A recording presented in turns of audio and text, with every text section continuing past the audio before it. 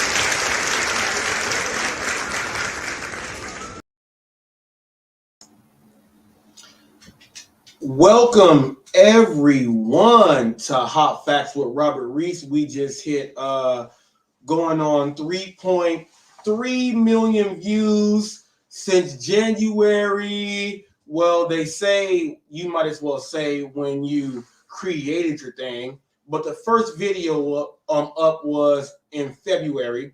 So we got almost 3.3 million views in 1 year. So I want to give everyone a round of applause for tuning in to Hot Facts with Robert Reese. It took a whole lot. People, we are approaching, we are trying to get 1,900 videos in 1 year. We're going to hit 2,000 videos in just a little over a year. In just a little bit of time, we are doing the damn thing. I want to thank everyone. Make sure that you tune in to the #1 ride-along gig show that there is in the whole gig world. This is the official news channel of the gig world. And check this out. Your boy, the DoorDash Revolution, he has it there. All you got to do is watch. If you wake up too late, you won't catch us.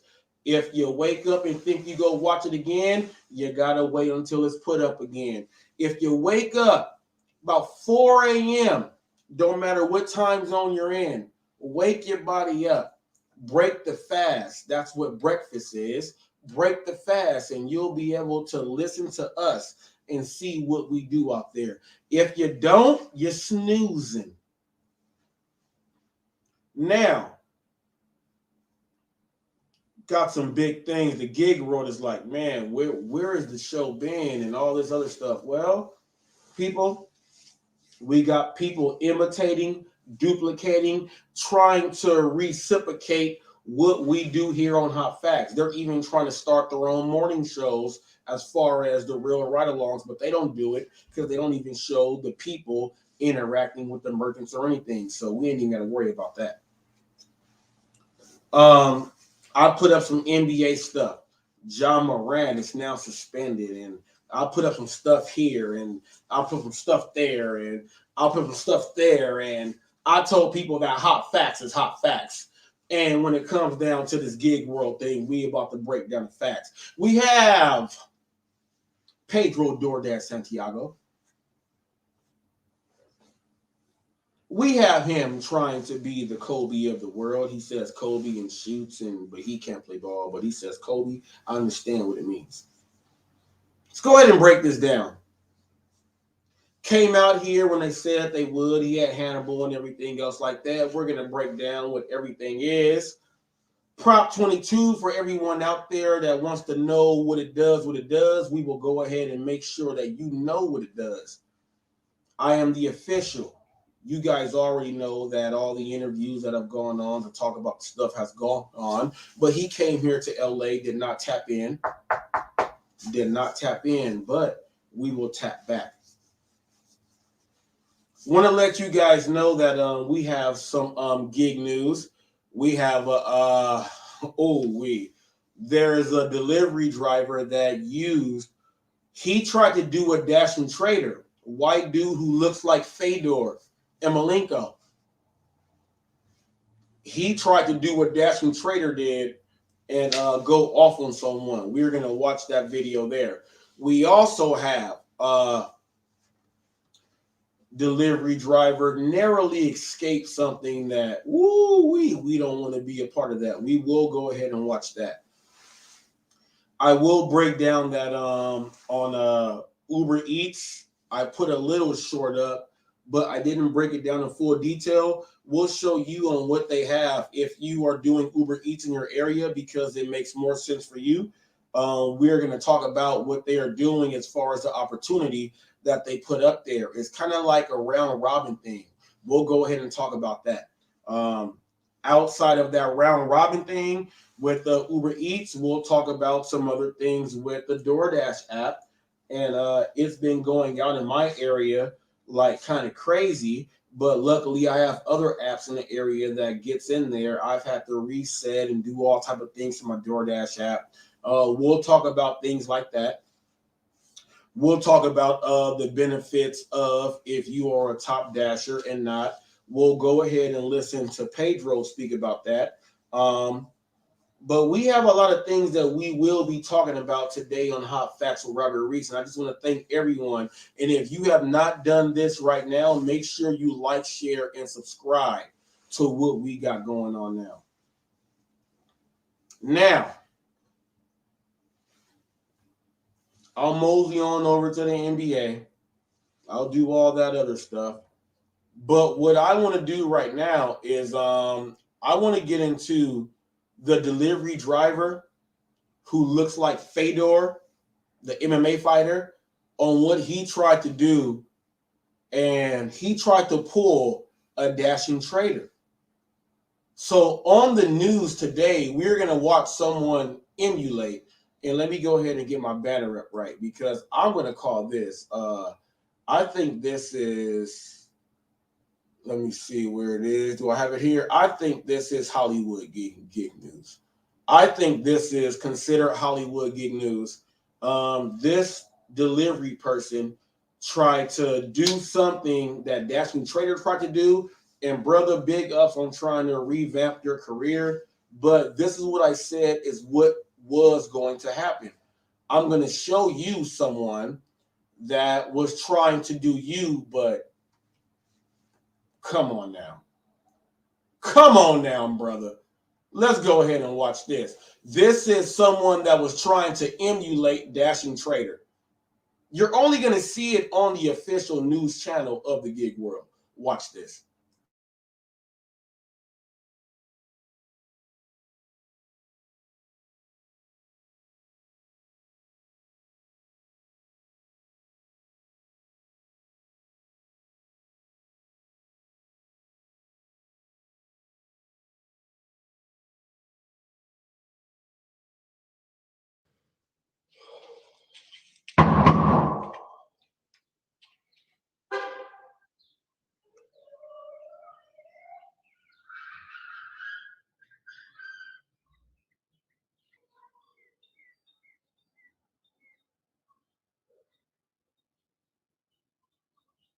Hi, it's saying 0 for the tip. Was there a cash tip?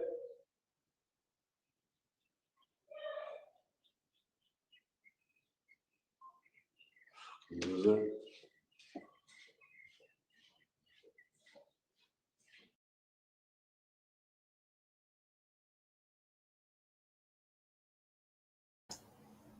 Now check this out. Dasher Benz, what's up, my man? I'm gonna go ahead and drop the link in just a little bit. I understand that you had to get on there and get some stuff in. I understand that Sin City, whoo, people, you don't even know what today's show is about to bring. Dasher Benz, and I hope Sin City is watching. Brother, you my man. Whoo! This dude was like, well, I can't do what Trader did all the way. He tried to call and say, is there a tip? And this and that. And then he cursed him out on the phone. But my question is this. What is the difference from cursing him out on the phone and all the other stuff? Here is what happened. They saw you on their Ring door cam. They still caught you and you were still recorded. This lets us know, Dashing Trader, I said that there will be people out there doing this. Now, how many people do you think are out there going to doors and doing that? Is there a tip? Doing that, taking the items away and doing all this stuff. Now, even though that you did not intend to have copycats, but we've all seen Law and Order and all of this stuff go on. We know that copycats will come. This dude looked like he wanted to be either a third base softball coach or he wanted to be Fedor Emelianenko. He wanted to be him. He called to be Dashing Trader. So he didn't know who he wanted to be. He didn't know who he wanted to be. But he tried to be somebody. And then he left. But the customer never got their stuff.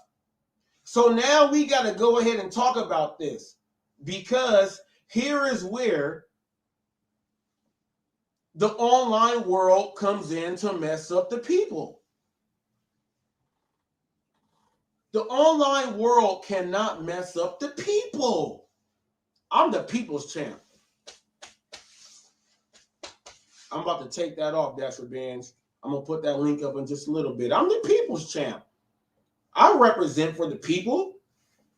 I do all that stuff. Do I want someone going like this? All right. Just think about this. Just think about this. You are a delivery driver, right? You go to a restaurant, you pick up the order, you go to a place. That looks like it was a hotel or some type of apartment, right? He went up 3 floors, 4 floors, right? He got to the door to then call and say, is there a tip on this? And then he took the order. Now, why would you do all of those steps to get up there to then walk away? He did not know that they had a Ring cam, so he's an idiot. He's an idiot. He's also on the internet right now. Wait till I go back and replay it. I'm going to put him up in Stone Cold Steve Austin shorts and like some 1972 Chuck Taylors. They ain't even going to be high top. And I'm going to make him look like Bubba Ray Dudley. That's who he's going to look like. I don't know who that guy is. I don't care. Because here is the only thing that you have to know, people. If you are a driver doing any type of delivery out there, the way you make yourself look, that affects so many different people that drive in different categories of the delivery.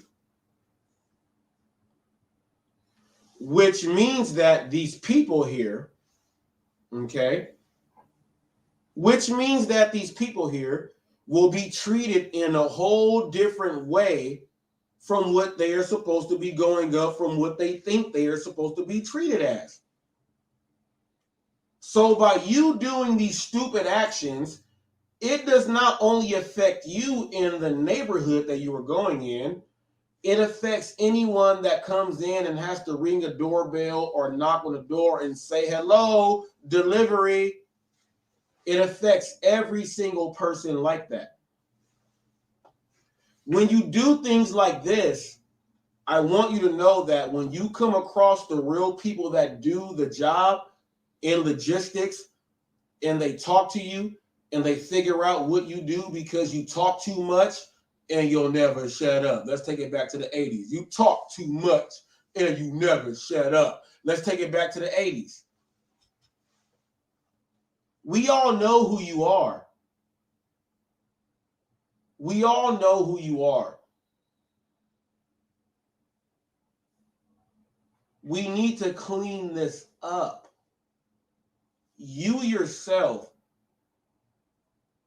and everyone that you associate with, you may not want them to make more because you want to take it all yourself.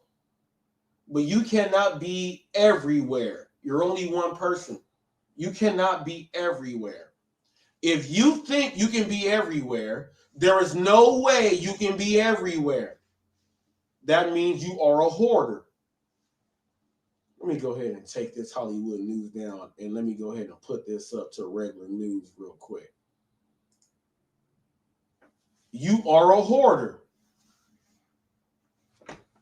which means that you are taking everything in to not even do anything with it. No way in the world you can do all of that. For everyone that thinks that when you look at an order, you know if there's a tip on it, shame on you. You suck. Kiss my royal Converse. Here's my example of that right here. Today was the first day that I have ever seen this in my whole existence of doing the gig work on Uber Eats. It said opportunity. There were 4 orders there that said all $5.97, all for Walmart. They were all going to the same place. Each of the 4 were for a different order. They were all so close in mileage that I was like, man, let me see what it does. I did not do them. After I dropped my kids off at school at 7:44, I turned back on, all those orders were taken away. You know why? Because all those orders are from people that live in the area and they have, here is where it gets crazy. A lot of you guys don't understand this when you think about wherever you work. We have a lot of dumbass women out there who are young. All they think about is going out and partying and things like that. We got a lot of dumbass dudes out there. All they want to do is go hang out with those girls, right? We got people in college who are learning how to rent rooms and be roommates to pay. And then we got people that own the house and they're learning how to make a business, right? So now you have that realm, right? Okay. Then you have people that say, hey, I want to do what society says. I want to be husband and wife and boom, boom, boom. You have that percentage there. Let me tell you that all of the orders that were taken up, I know every single address. The drivers who are in my area know who those people are. They took those to families. When I went back and did my orders, they were like, yeah, I took the one that was like this, $25 tip. You know why? They went to a traditional home.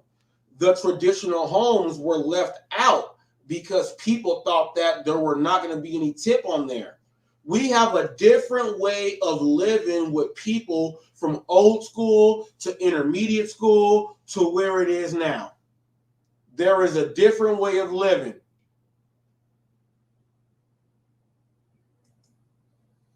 There is a different way of living.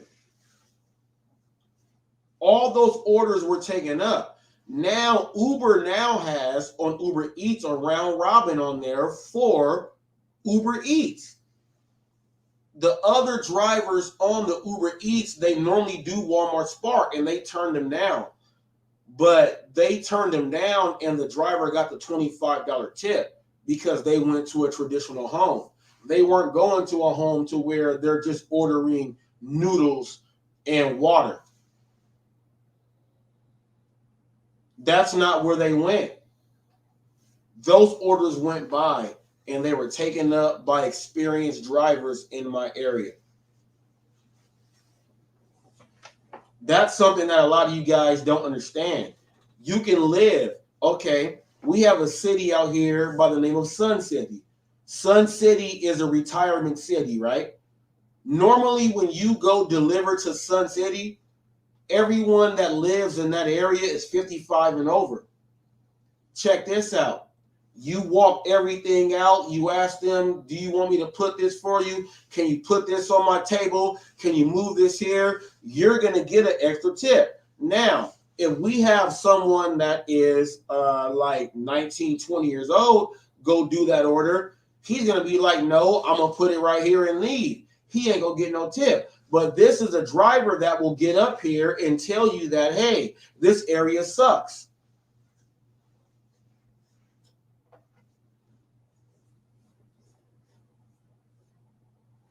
Come on now. Come on now. Come on now. Come on now. Uber helped out my area in a way to where we have a lot of senior citizens here who live in Rancho Belago, right?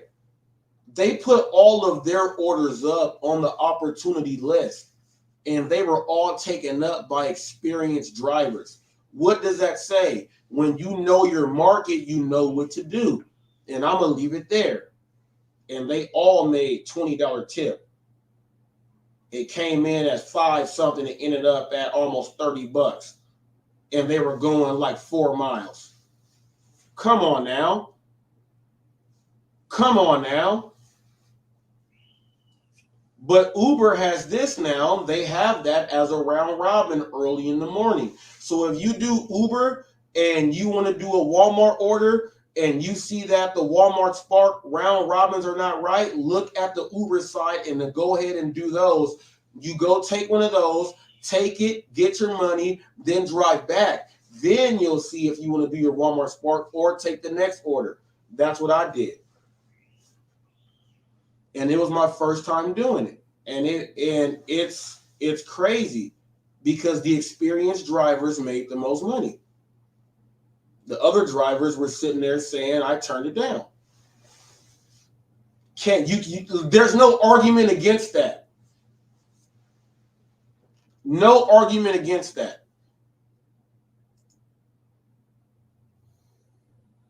Now, I'm going to show you guys before I get into my next thing, because everyone says that on the official news channel of the gig world. First of all, they say that no one watches, but we're almost on 3.5 million views. So let's go ahead and keep that trucking. Keep watching, people. Thank you for your support. Like, share, and subscribe to the channel. We have a delivery driver that is about to narrowly escape being hit by a tree. We got a lot of drivers out there saying that, hey, man, we just want to talk about this and that. Well, let's talk about the people that actually were doing the delivery, and they actually saved themselves from dying. So check this out. Let's watch this driver narrowly escape from being hit by a tree. Because it's a delivery driver. You know you watch all this on HotFacts, the official news channel of the gig economy. Let's go ahead and get this in. Whoever else don't agree, all you got to do is just get more views than me every day and get all the interviews and then be almost at 3.5 million views in less than a year and a half. It'll be like 13 months. So once you can get almost that many views in that time, then maybe say you're official. But if everybody else gets in contact with me and I get the interviews that no one else can get, I might be official. But just make sure that whenever you come at me, my credentials, my views, my videos that I put up, and everything, make sure you put all of that in a row and then go check me out with everybody else. And then you'll see my man is official with a whistle. Now, since you guys know that, let's go ahead and watch this delivery driver narrowly escape from getting hit by a tree. Let's go.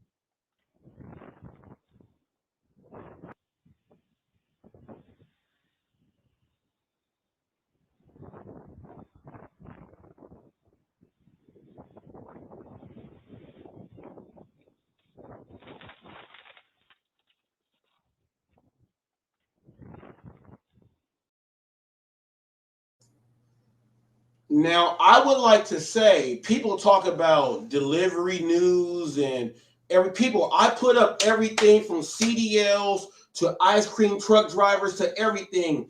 Anything that you have a gig to cosmetology and barbering and everything. How many people actually show a delivery driver doing the order and he has to run from a tree? That wasn't a no tip, no trip. That was a man, I took the trip and I had to dip. He had to dip. And if he was an overweight person that was not able to do the thing, he would not have been able to 1-2 step that.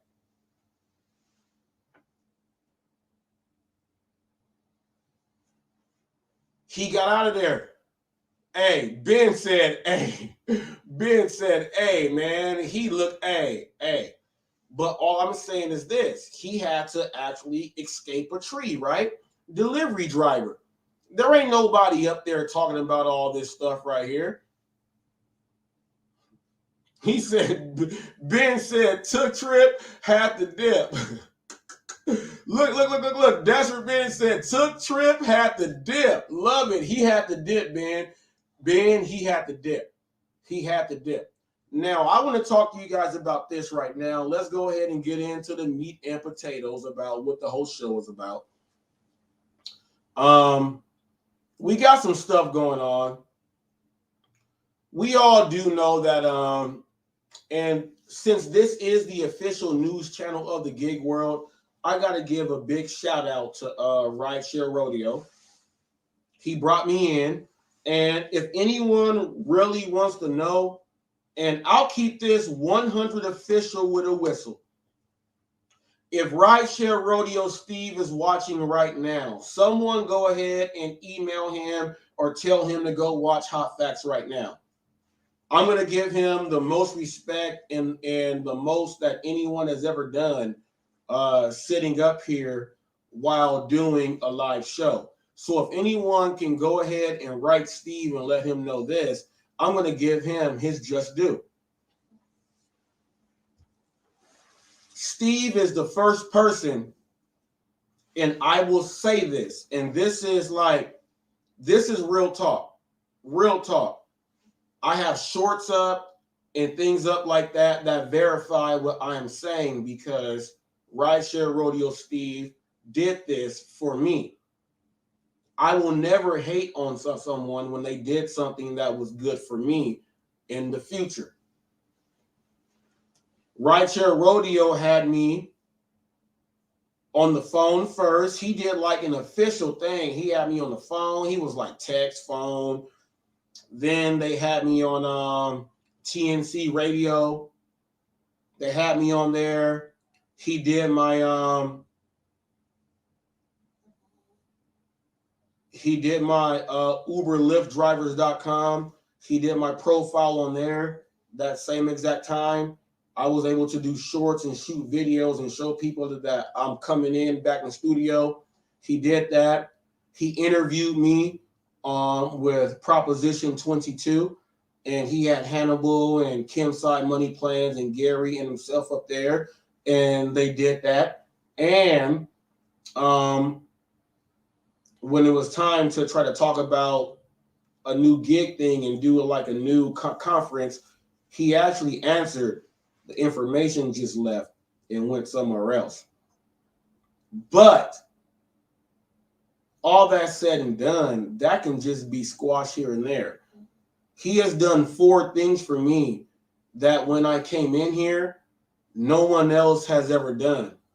And I've reached out to Bentley Coop, the Gigi Condon, UDM, and in my interview with UDM, I said I reached out to all you guys. I reached out to the black people first.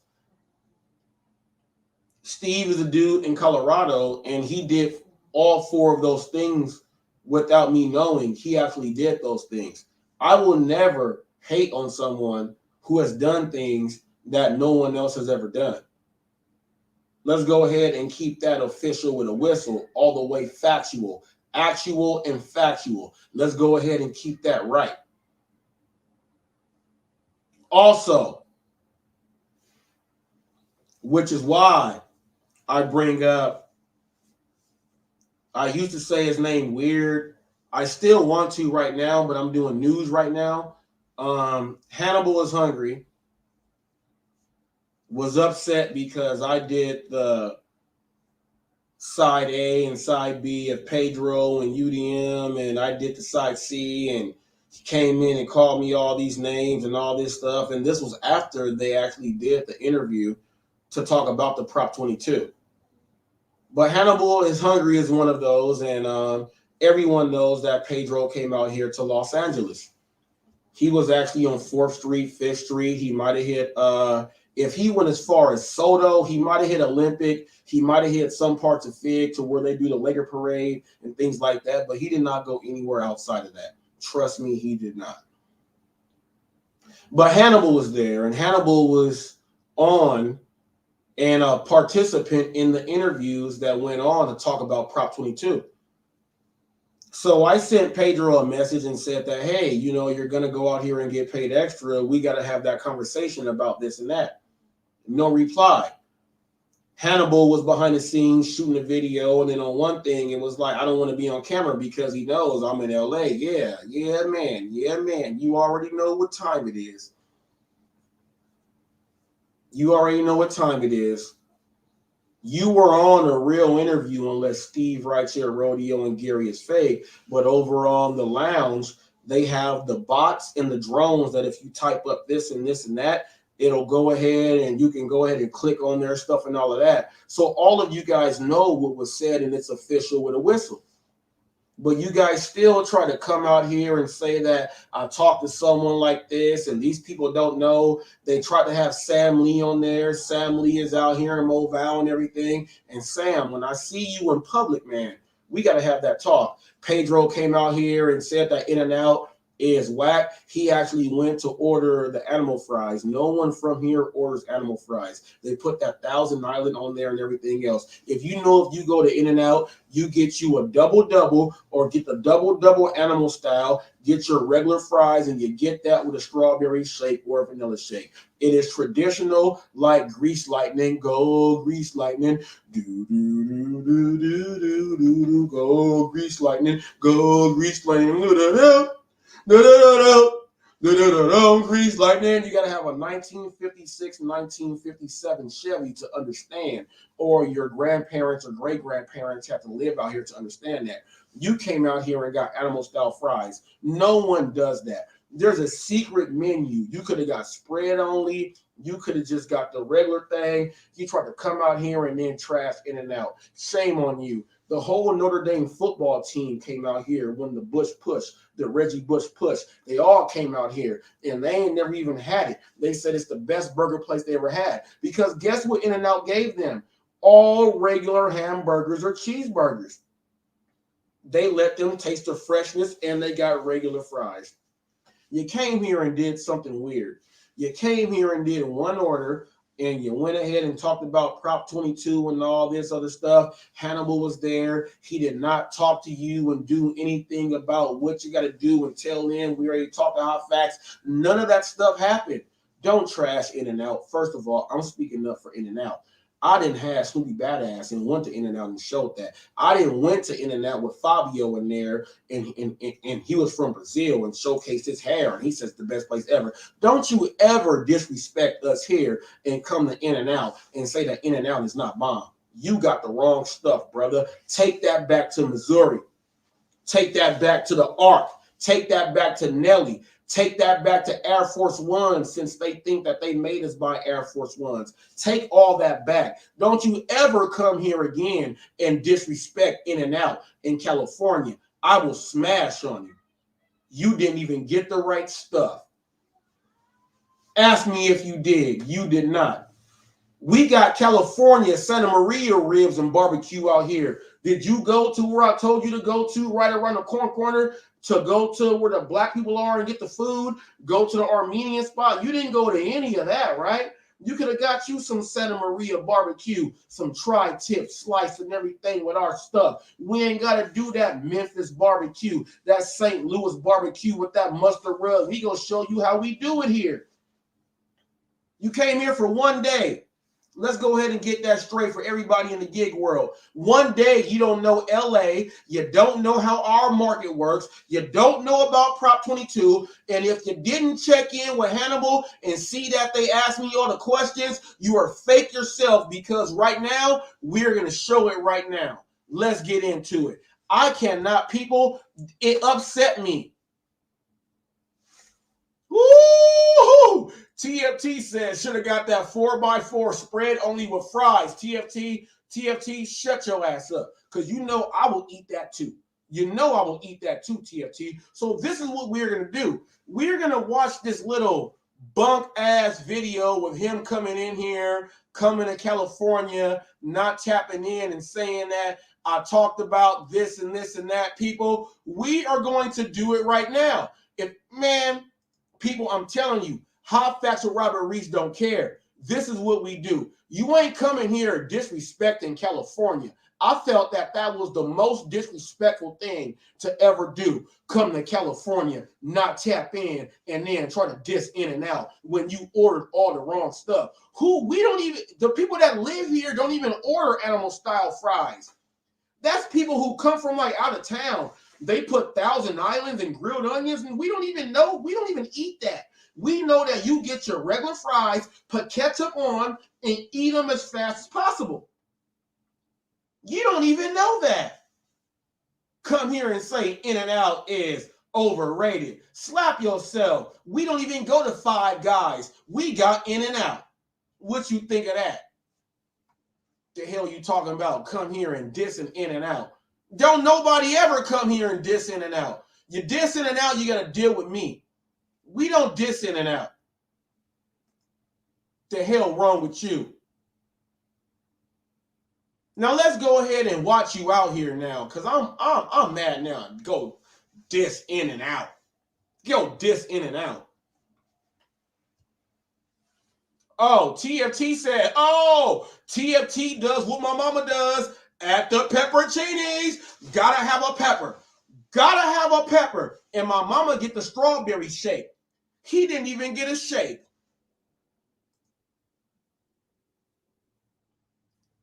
Mario said that In-N-Out's the best. Look, you don't even got to go and look. All you need, look, if you go to In-N-Out, look, if you go to In-N-Out,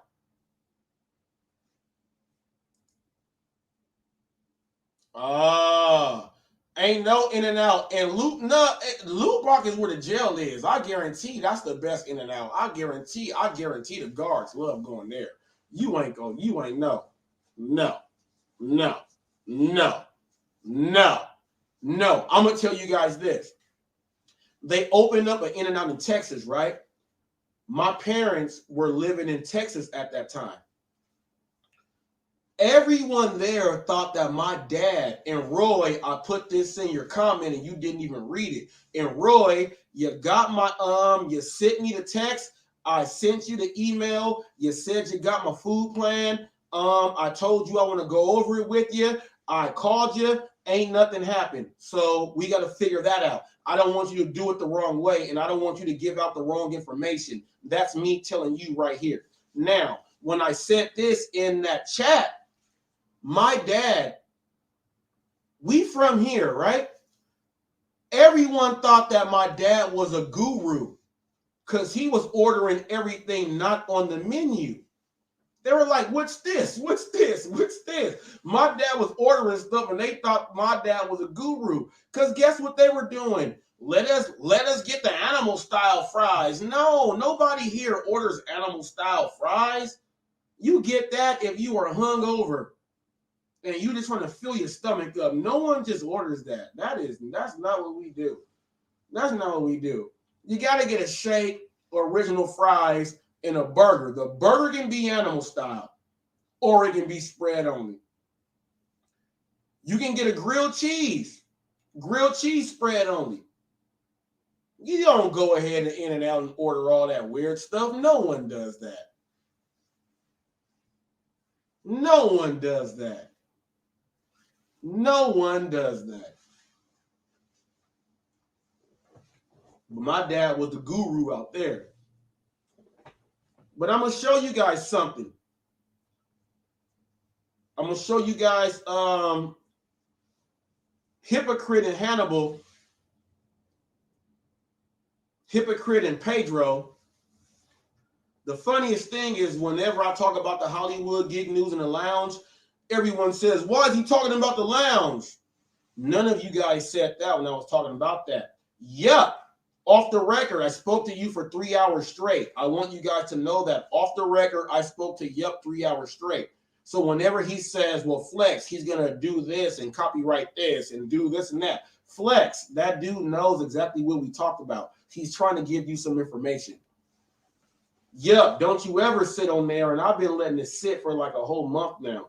Don't you ever sit up there and try to disrespect me, man. I don't know what his whole agenda is and this and this and that. And then you guys go ahead and do this and do this and that and whoop, whoop, whoop. Man, y'all shut up with all that nonsense.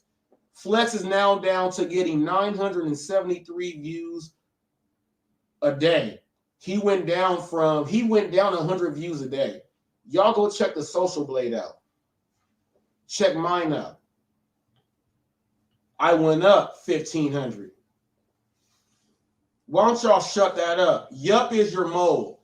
Yup knows more. I told him off the record what my whole plan is. And I'm pretty sure that he told you guys because he's not trustworthy, because he said things out loud that I was like, well, why is he saying that? So I'm just letting you guys know that now. Yup is your mole. I talked to him for 3 hours straight on the phone, and he's lying if he does not say it's true, because I said off the record, I'm not going to talk about what we talked about, but we were on the phone for 3 hours straight.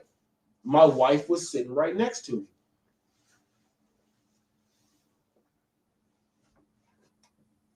I told Yup my whole agenda, my plans and everything, and I told him that if he says anything, I will sue him. Ask him if that's not true. That's all the way factual. Ask him if that's not true. And once he says one thing and one of you guys say it, I'm suing. I said it. And I'm not going to talk about what we talked about off the record. I'm going to know by what you guys are talking about. I'm suing. Now, he's your mole. Tell me I'm lying. I dare one of you guys tell me I'm lying. Tell me I'm lying. I dare you. I dare you. I've been watching him talk all this time, and for a couple days, he didn't want to get on there after we talked, and then he went ahead and did this stuff. I dare you guys to tell me I'm lying. And I dare you guys to ask him anything. And if any of you guys say anything, his ass is getting sued. Tell me I'm lying. I dare you. Now you guys got to have a conversation. And we ain't going to talk about what we talked about because it was off the record. I can say that much. I'm a news person, people. I know what I can do. Now, y'all take that back to your side. Thank you. Now, he can't say nothing. I told him off the record, you guys, if I say anything, I can't trust any of you guys. He's going to sue me. Yes, exactly. Exactly. I told him they can't stop this on what I'm doing or none of this stuff. I told him, and bam, here we are now. So I dare you guys to try to say anything. He's your mole. He can't say anything, and it's the truth. Now,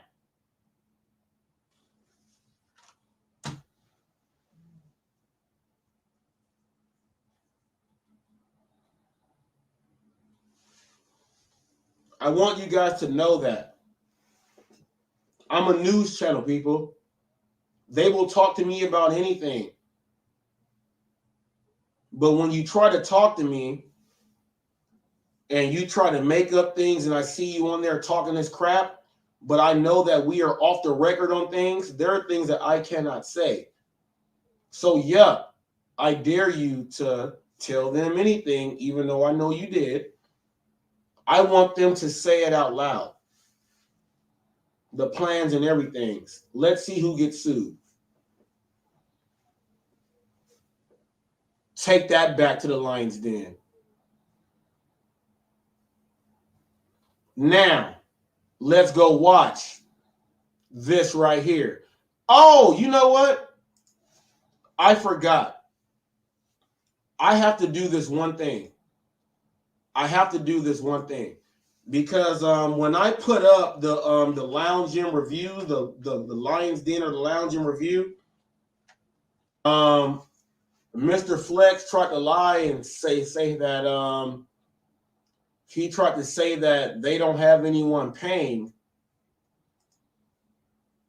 for being in there, right?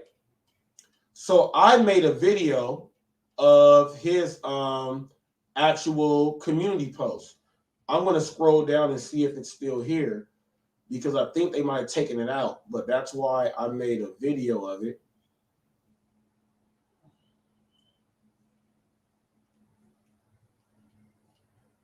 All right. Oh, here it is. This dude's an idiot. This Flex is an idiot. All right. Mr. Flex is an idiot. He said, so he says that I'm making you guys pay to be my friends. Okay, watch this.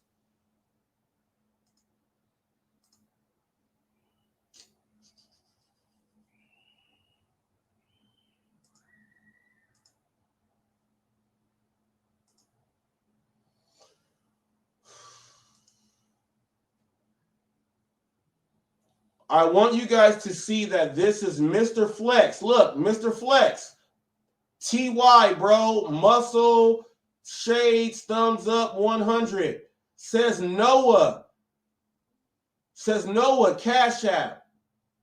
This is the dude that works where DoorDash Revolution is, and he hides himself now because everyone knows who he is. But this is the same dude that Cherry Pick talks about and everything else.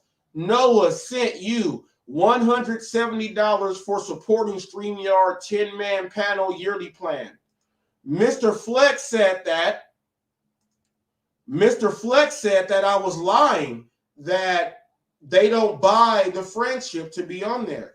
Now, when I said that all the other stuff went on, this is on his community post. Look, his own community post. Look. His community, look, everything is Flex. Look, everything is Flex. Look, everything is Flex. This is his community post. This is his own community post. Let's go back down. This is his own community post. He has someone paying $170 to be his friend and to be up there every day. Now, we all know that all these other people up there, they're on there and they pay to be up there. They don't even have subscribers or nothing themselves. They don't have any friends. So when I said they are paying to be your friend, this is an example right here. This is a prime example that you are having people buy in to be your friend. So if you tell me I'm lying, tell me I'm lying. This is official news. They tell me I'm TMZ. When you see it here, it's all the way real. You had someone pay you $170 to be your friend. And Noah is up there. He's out there all over the place and doing his thing. And check this out. Ghost says Noah is a sellout. Olive Branch, worst driver. Hate that he is in our market. That's Noah right there. They work in the same area. So when you guys sit up here and tell me that HotFacts don't know, there's at least 6 drivers that I know him, that work out there, that he talks to. And he did this, and Flex is an idiot that didn't even take this down from his community post. And he's showing you guys that you guys buy your friendship. Why did he not take this down? I guarantee you guys want to know. No, and let me switch my banner up, because this is Hollywood gig news. This is Hollywood gig news right here. This is Hollywood gig news. Where is it? Where's my thing? Here it is. This is Hollywood gig news right here. If I'm lying, I'm lying. People, you can go on his whole thing right now and go back 5 months ago. This idiot didn't even think to go ahead and take that off. But they talk all the stuff. They tried to talk to Sam Lee about Prop 22. They called him crazy. They said that, oh, you talked about doing this and this and that, but they'll let Cherry Pick and them talk about digging dead moms up, but they felt a certain way about something else. All you guys are followers and weirdos. All of you guys. Followers and weirdos. All you guys can go back on Flex's thing and look at this right now. If I'm lying, I'm flying. Now, if he's watching right now, which, actually, let me see. He might be doing this one of his 19 hours online every day. Let me click on my phone. Let me do this. Let me go home. Let me click on this. Let me click Mr. Flex. Let me see if Mr. Flex is watching me right now. Let's see. No, he's in his car. He's in his car and he's on his phone and someone is telling him that, oh, watch this and that. Yeah, he's in his car. He don't even know. This dumb idiot got all these people doing all this stuff. He's an idiot. He's an idiot. He's an idiot. I'm done with Flex. I want to talk about the next person that tried to go ahead and slide a brother out. We go get on Pedro. You going into Hollywood gig news right now. We have a gentleman by the name of Sin City Deliveries. Great person. Great person. He's done his pyramid. He's done everything. He has proved everything. He has been shunned out and said, don't come in here. And they talk about him now. All because he has said the right stuff. TMB, them money boys. Same crew. Sin City has done some remarkable things for the gig world, especially if you are in the Vegas area. Now, I'm going to tell you what this gentleman has done. Sin City came out to California. He hit like 5, 6, 7 different cities, different counties. Man, he cleaned it up. He even went to Irvine and hit the OC. Cleaned it up. Pedro came, did one order, one delivery. This man came and hit like 7 cities. But Pedro comes and says this and that. He came out here and hit all of that, and all of you guys ignored that. Rideshare Hustler came out here and did all that and gave me an apology and said, we got to give HotFacts and Robert Reese an apology. He has a whole video on that. I actually made a video off of his video. But those two dudes came out here and worked in multiple cities, not just work in one downtown area to talk about something, to say that I'm going to create content. Sin City killed you guys like a long time ago. And I will never forget that because I enjoyed it. Let's go ahead and watch this.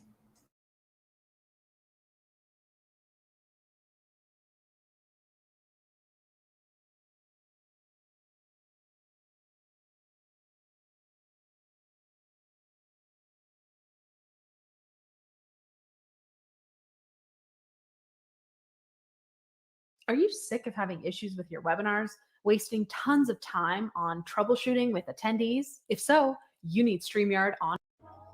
What's going on, people? Hot Facts with Robert Reese. This video here is going to teach you guys and show you guys about what is going on in the gig world. We got the Proposition 22 thing out there. We had Pedro DoorDash Santiago out there, Mr. Bet on You. He also took one of his guys out there, Hannibal is Hungry. Hannibal is Hungry is a guy that has asked me these questions about Prop 22 on a live show with Rideshare Rodeo. Nothing that was ever given there should not have been as of a surprise to him. But Pedro went there, and I'm pretty sure that they shared information. But let's take a look at this and see how it went. Now, Pedro was in LA doing some gig work, and he sees what we have going on. Let's see what he has to say. Check this out, people. Shout out to my not great unless you're on a bike or some kind of moped or whatever, scooter.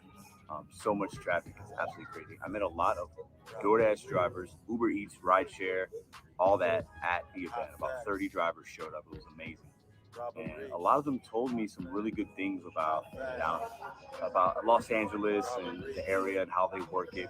I met some top dashers. Most of them were top dashers. I met some News channel. Pedro met some top dashers. He was one. He met people that were not. And he said, how come my app is lit up and theirs is not? Well, we've already been talking about that. But he goes and talks about it a little bit more. Here we go, people. Make sure you like, share, and subscribe to the channel, people. Hot Facts with Robert Reese, the official news channel of the gig economy. Project Hotbox. Excited for our next panel. Put the pizzas and stuff in the bag, and you just deliver. Right, they own the curb. That's great. At Curveboard 2023, downtown LA. I'm with my man Robert. Say what's up. Roger, sorry. No worries. Roger. Okay. We both turn our DoorDash apps on. I'm a top dasher. Clown me in the comments. Don't care. He is not. Let's look at our apps. So that's my app. And look at his. I have Peak Pay that he doesn't. I have busy zones everywhere. He does not. Let me show you his a little bit. I got Peak Pay, but You I don't got have the Peak Pay? busy zone. Hold on. Let's see. Okay. And then look at mine. Why the difference? I'm not telling you I know mine. Why the difference? I'm not telling you I know why, but why does mine look better than his? You guys tell me. Plus, when I accepted it, it was like I had to. It took about 15 minutes longer than it should have. But then even like just with the mileage and everything else, like it was just. Listen, when you're working in some downtown areas in any major city, I think that's why a lot of people don't like doing it, especially for your car. There's parking issues, blah blah. Anyways, but the Prop 22. So I had it explained to me by some veteran drivers in that area. And then takes, because obviously it's just based on what the platform pays you, nothing to do with the tip, as it should be, right? It's how the platform pays you per hour, and they need to be paying you on the active hours correctly from the platform, not the tip. Right. So Wait, what's hold on, slow that down. So if you take a $40 order and DoorDash pays you $2.50, they still have to give you Prop 22 on top of that, yes, even though Yeah, you got no matter what, Gary, no matter once you hit accept, you're on. You're on. So they cannot not give it to you. well, no, that's what I'm saying though. But you're saying that it's not based off what you actually make; it's only based off of base pay. Well, Right? no, I'm just saying you take still the got tip paid. out though. The companies can't use the tip as part of. Yeah. Well, he made $22, so he's fine. They have to take the tip out of the equation. How much did they pay you? So yes, if it's just Right, the right. base, That's what I'm saying. It would only be based off base pay, which will never equal minimum wage. so everybody's getting. Yeah, everyone Exactly. would have to. Exactly, Gary. Now you understand why I love it so much. No matter what I do when I'm out there, I am never gonna hit what they say, and I get so many tips from from people, I am never gonna hit what they say. And because of that, I am loving it because I take full advantage of it. What's the minimum wage where you're at? Where I am, it's $16. So he has to take 8 $2 orders an hour, or eight orders an hour at $2 base pay in order to make that 16. Right, but he has to do just one because he could walk that order and take. I know, but I'm saying in order to actually hit it though, ever hit it, you would have to take 8 orders. Anywhere outside of California, yeah. Right. Well, no, I'm saying in order to not get the payment from him is what I'm saying. Yeah, that's what I'm saying. It's set up so that you never, you will always get Prop 22. Right. It's set up that way. And there are some. You take the tip out, so the tip was $3 and some change, so it was like 6 and some change from DoorDash, and the minimum they try to get you up to like $21 or something. So that order basically, and I'll show you guys on Monday or Tuesday, is going to wind up paying me about $18 in total for that amount of time. So not horrible. So what I see is in Cali when you got Prop 22, like. That's why some drivers just take whatever because they know that if they spend more time on it, they're getting a minimum amount guaranteed. Now, I think if other states had Prop 22 or something similar, there could be some benefits for the company because one, you're going to have. Pedro just said how beneficial this could be for other states, Washington, New York, there's Massachusetts and other places. It's real. Now, we're going to go back and get into it so you can hear it again. Check this out, people. Don't hate on us in California. Takes an order though, and then takes, because obviously it's just based on what. Yeah, I mean, if it works, it works. I was starting to. Gary and I were talking about a couple scenarios even where, what if somebody takes an order though, and then takes, because obviously it's just based on what the platform pays you, nothing to do with the tip, as it should be, right? It's how the platform pays you per hour, and they need to be paying you on the active hours correctly from the platform, not the tip. Right. So Wait, hold on, slow that down. So if you take a $40 order and DoorDash pays you $2.50, they still have to give you Prop 22 on top of that. Yes. Even though no matter what, Gary, once you hit accept, you're on. You're on. So they cannot not give it to you. Well, no, that's what I'm saying though. But you're saying that it's not based off what you actually make; it's only based off of base pay. Well, right? No. I'm just saying, take the tip out though. The companies can't use the tip as part of. Well, he made $22, so he's fine. They have to take the tip out of the equation. How much did they pay you? So yes, if it's just right. That's what I'm saying. It would only be based off base pay, which will never equal minimum wage. So everybody's getting Prop 22. Everyone would have to. Exactly, Gary. Now you understand why I love it so much. No matter what I do when I'm out there, I am never gonna hit what they say, and I get so many tips from people. I am never gonna hit what they say, and because of that, I am loving it because I take full advantage of it. Well, what minimum wage where you're at? Where I am, it's $16. So he has to take 8 $2 orders an hour, or eight orders an hour at $2 base pay in order to make that 16. Right, but he has to do just one because he could walk that order and take. I know, but I'm saying in order to actually hit it though, ever hit it, you would have to take 8 orders. Anywhere outside of California, yeah. Right. Well, no, I'm saying in order to not get the payment from him is what I'm saying. Yeah, that's what I'm saying. It's set up so that you never, you will always get Prop 22. Right. It's set up that way. And this next clip, this is Hannibal is Hungry. Now, this is the guy that was on there. If you see, it's the same guy with the dreads. It's the same guy that was up there asking questions and listening and nodding his head yes. When Pedro came out here, he should have already said, you already know we asked Hot Facts, but Pedro said, I think he's lying. But the information is here. People, stay tuned. Hot Facts is here.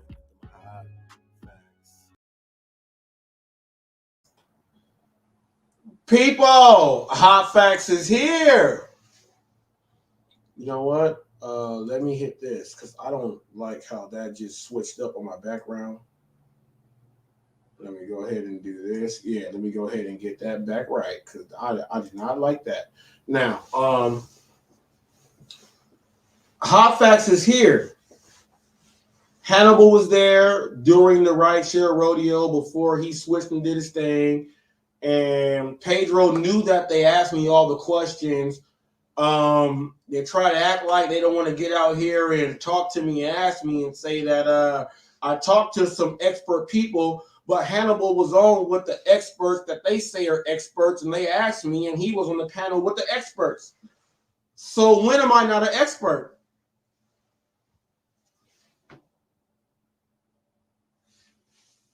I want to know that. This lets you know some things that are really going on. Pedro tried to get on there and say, well, I'm a top dasher and all my stuff is lit up. He lives here and he's not a top dasher and it's not lit up. Ain't we been telling you that when you have the best ratings and everything, the app is allowing you to get the best orders and to go work and do everything? You were calling us clowns. You got there and said, call me a clown and everything else. It's all going back in your face right now, brother. It's all going back in your face right now. You did one order.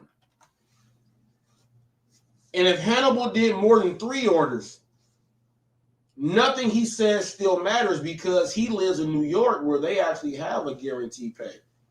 And he doesn't even talk about that.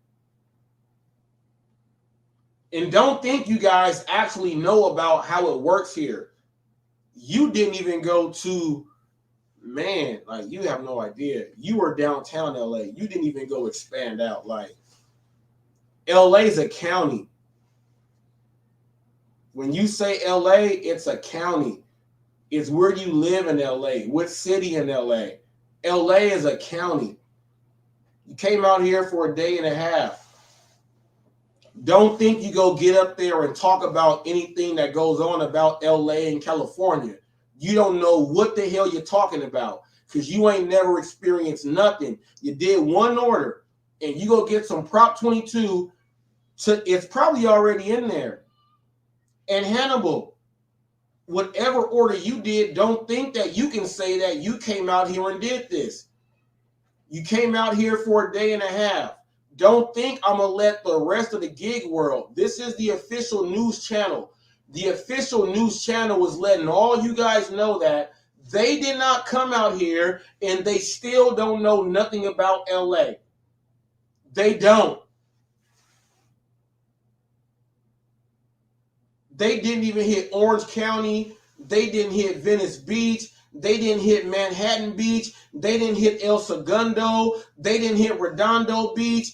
They didn't even hit the inner parts. They didn't. I can go away from the coast and go into the city. They never hit nothing. So I don't want you guys to think that whenever they put this content up, that they know what they are talking about. And they most definitely did not tap in, even though that I tapped in with them. I tapped in with Pedro. I tapped in. It's official. I can show you. I tapped in. So when you guys get this content out, don't think that they know about LA and think that when they put this stuff out, they know how to control your market out here. They don't even understand Prop 22. Don't listen to that. I am the official news channel, and especially out here in California and down here in the turf. They cannot do it. Do not listen to it. 1 day and a half. Does that? Come on now. Been driving since damn near 2014.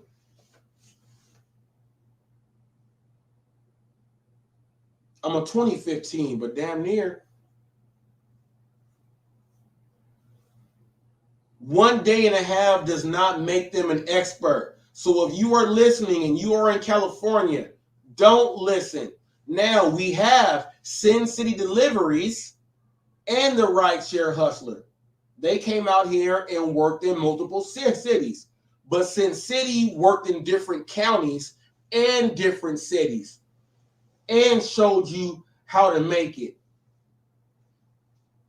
Go watch his stuff and see what he did out here. Don't watch all that nonsense. Let my seat on up. Don't watch that nonsense. I'm telling you. Come out here for a day and a half and think you a guru.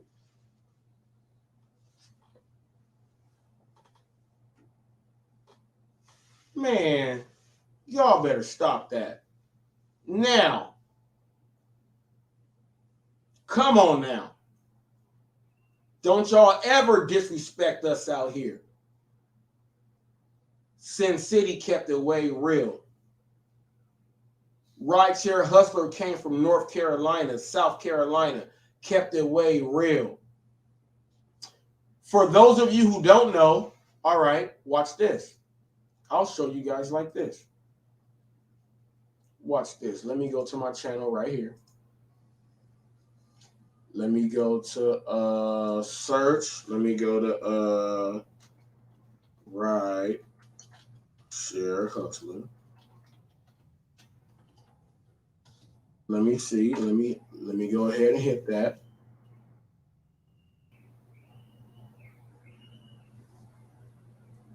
I'm going to let you see the Rideshare Hustler. And why did it do that on my settings? Come on now. Come on now, background. Quit messing with it, brother. Can I get it at 52? 51. I'm going to leave it there. All right.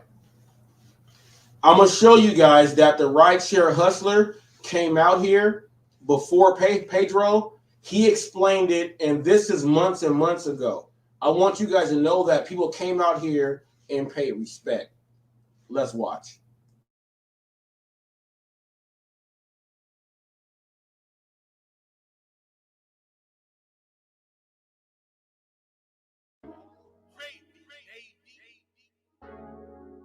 Hot facts. The Rideshare Hustler gave me an apology, people. Came out here to California. Robert Reese.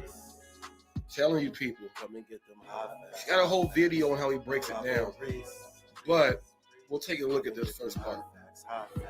So I'm going to talk to you guys in this video about the differences from, me being in Wilmington and being in South Carolina and then being out in a bigger market, California, LA area. So this is what you guys got to understand. I actually owe Hot Facts an apology because Hot Facts, he didn't really say that, Prop 22, whatever it's called, is the reason why he takes no tip orders. But yes, you can take no tip orders here and it doesn't hurt you because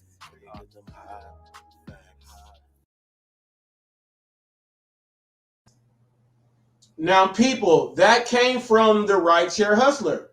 Now, if you go back and watch his full video, he says how he made an extra 400 in 1 week.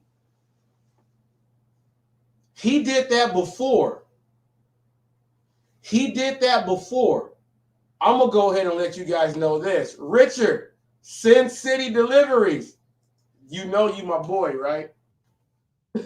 Sin City Deliveries is my boy and them money boys. Here he is right here. Let me go ahead and bring this up. My man Richard.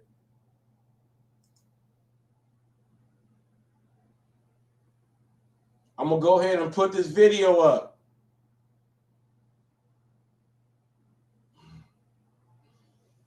Yeah.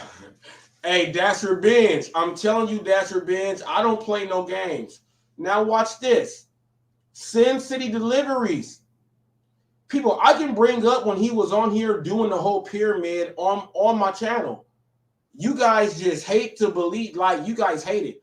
Well, just continue to get millions and millions of views from Hot Facts. This is what we're going to do. Now, we're going to watch Sin City Deliveries right now. Then I'll drop the link. And when I drop the link, it's open for everyone who has something to say. But let's just watch Sin City right now. First hour, people, you know we got to get it in. Let's go ahead and watch this, and let's begin.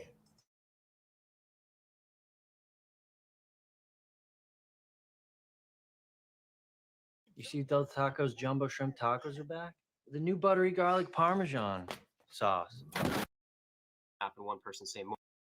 When I started my business in 2011, I chose Wix, and it was really because the What is up, everybody? Welcome to Sin City Deliveries. Hello, my name is Richard, and yes, the title of the video, the stream that finally killed the cherry picking argument.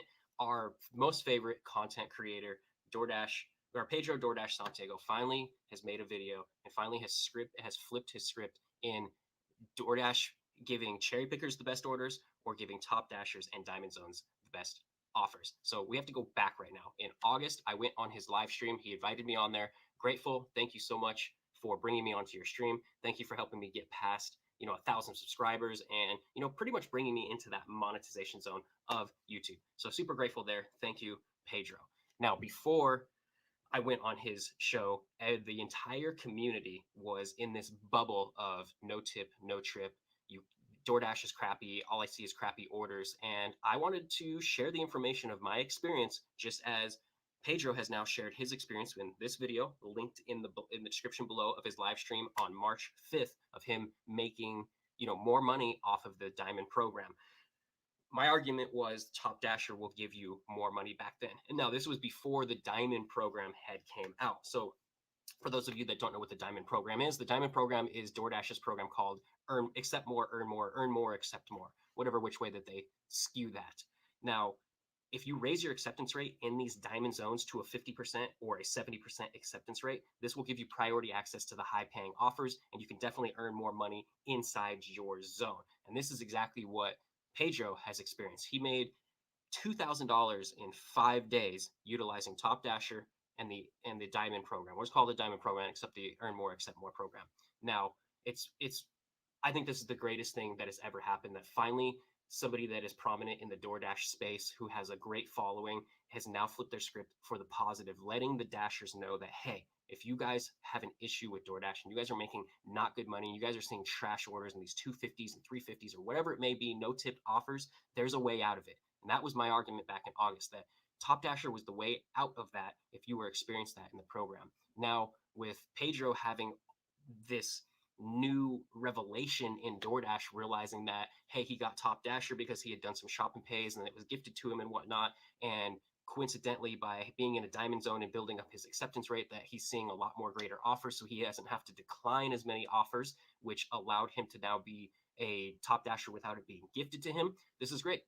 The landscape has completely changed. We finally have a prominent person talking about DoorDash in the positive light, exactly what I wanted to happen. So kudos, Pedro. I'm so glad that this finally has happened for you and that you have seen the other side of DoorDash's programs, and that DoorDash literally creates these programs to help their most advanced drivers that are advanced or serious drivers that are out there trying to earn the biggest dollar by actually following the incentive programs. Now, I did this back in October just with Top Dasher when you didn't have diamond zones that were blanketing across pretty much all of North America and even in Canada.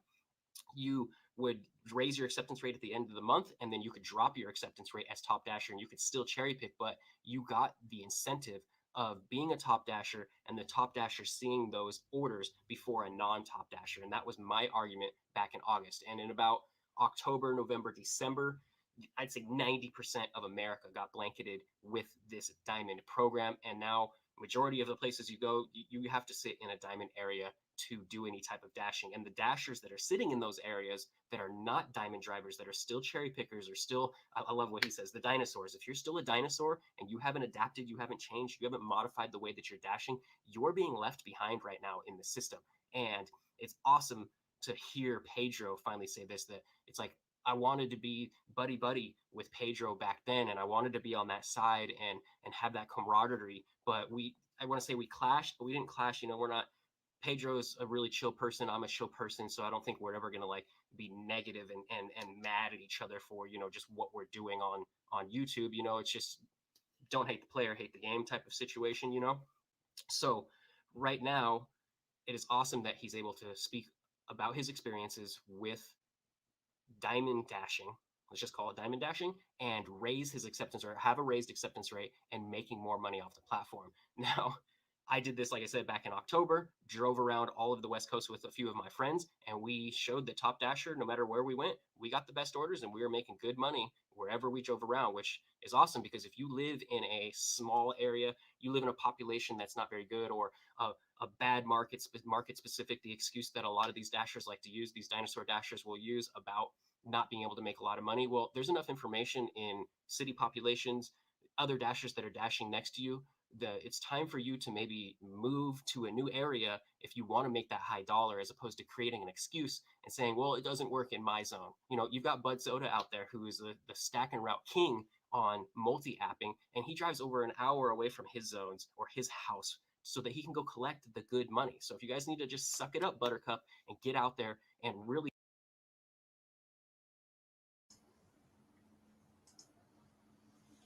Only thing I had wrong with what he said, he brought up Bud Soda in a positive way as he multi-apps and he goes an hour away. All right. He may drive an hour away to go get orders, but this dude will take 6-7 orders at a time, and no one gets their stuff on time, and people's food is cold and everything else. No customer service. He looks like the dude from Revenge of the Nerds, Booker. He looks like Booker, and yeah, this dude does everything wrong. He hustles, yes, he just hustles wrong. That was the only thing I have to say about what Cindy said. Don't ever disrespect the gig world and bring up Bud Soda as someone that, no. We know that he has a grind, but he does it wrong. Don't do what Bud Soda does, people. I got to just tell you guys, don't do it. He will steer you in the wrong direction. First of all, the restaurants will hate you. Everything else, you won't put gas in your car and all type of other stuff. Don't do that. Don't do that. He likes to work. That is good. But don't follow anything else. Follow his heart, not his ethic. Please, let's keep going. Find where that money's at, drive to that money, and make that money. It's amazing how much money was being left on the table, say in St. Louis, where Pedro's at, when he was just a cherry picker. And I had the argument, hey, if you were a top dasher, you're leaving thousands of dollars on the table every single month because you're not seeing those types of orders, and you don't even believe those orders exist because you've never had a high acceptance rate, or you've never had top dasher to see those orders. Now, what's awesome about the high acceptance rate is he's getting to see all of that stuff now. He's getting to see that those customers always existed. It's not just like in February and March that now just all of these people are now just ordering. No, these people have always ordered from the system. They've always been in there, and these orders have always been pending in the system, waiting for a top dasher to take it, which when the Accept More, Earn More program wasn't out, or the Diamond program wasn't out. And now you have these dashers prominently like Pedro, who can now speak to his community and share this with thousands of people, tens of thousands of people, and help these people out. This was my ultimate goal and my incentive when I started talking about Top Dasher and really finding a flow for my channel and what I can post and what could be an interesting topic. And I found it's Top Dasher. And that's what my script has been about ever since July on my channel. So July, it's been almost 9 months that I've been speaking about this, and now it's only been about 2 weeks, 3 weeks, let's call it a month now, that Pedro has been talking about this information. So if you guys have always been on the sides of Richard's wrong and Pedro's right, I hope you guys see that slowly it's coming together, and it's meshing, that Pedro's becoming on the same page as me, that if you're a diamond driver, you're going to make more money. And even in his stream, he's asking people, if you were to run 5 apps or run 1 app to make $200 in a day, what would you do? And the consensus is I'd run 1 app. He had about 4 people say 1 app and 1 person say multi-apping, and that'd be, Bud Soda. He's obviously going to multi-app it and stack and route it and do his thing, because that's his plan, that's his goal, and that's what he's got going. Do you guys see how Sin City said that's going to be Bud Soda? He's going to stack and do whoop. That's going to be what it is. That's not the best thing to do. He's saying it in a polite way. Don't just do it like that. That is the worst thing to do. And when you do things like that and other drivers find out, I showed you guys footage in the UK what they do. They bring bats and chains to beat you. Don't do that here in America. We don't know what these people here will do. They got guns. You take money out of someone's pocket, they will shoot you here in America. Let's keep going.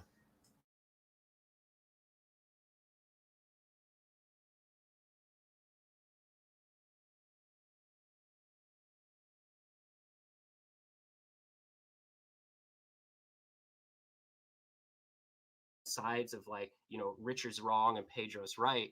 I hope you guys see that slowly help change the landscape.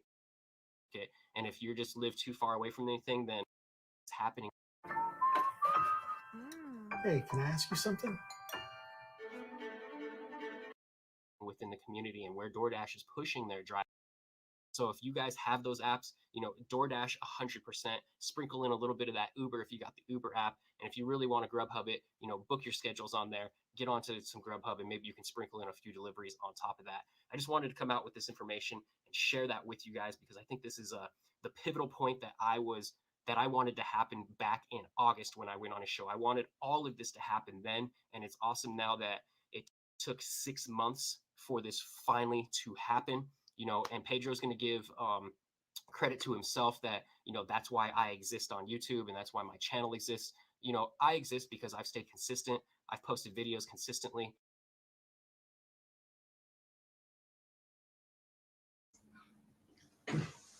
I like Sin City. Richard is nice. But before he was here, I was talking about this a whole 6 months before him. I've been doing it from the whole time. But I see what he's doing. It's his chat channel. He's pushing his thing. He knows how to go ahead and go into this battle right here. I'm stepping aside because I've already won. But he has to go ahead and fight that dude too. And I'm watching him knock him out too. So, Sin City, I feel you. But just know that 6 months, you do know that I was doing it first. And I didn't have nobody here but Rev. And then when you came, the pyramid came, and then we learned. But I'm just interrupting right now and saying that, hey, I've been the lone soldier on the field that's been whooping all their butts myself. With the videos, the views, the subscribers, and everything. I've been whooping their butts myself. Even you came in right now.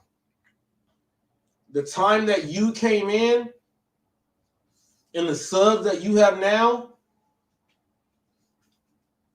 understand when I came in and the subs that I have now. The views that I have more views than UDM. I got more views than a lot of people. I got more views than Megan Ritzman. Just about. And all right, if you do per average, I have more views than her. In 1 year, I'm almost at 3.5.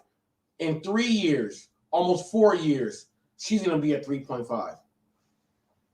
I came in here to whoop ass. So I just want everyone to know that HotFacts is here as the official news channel.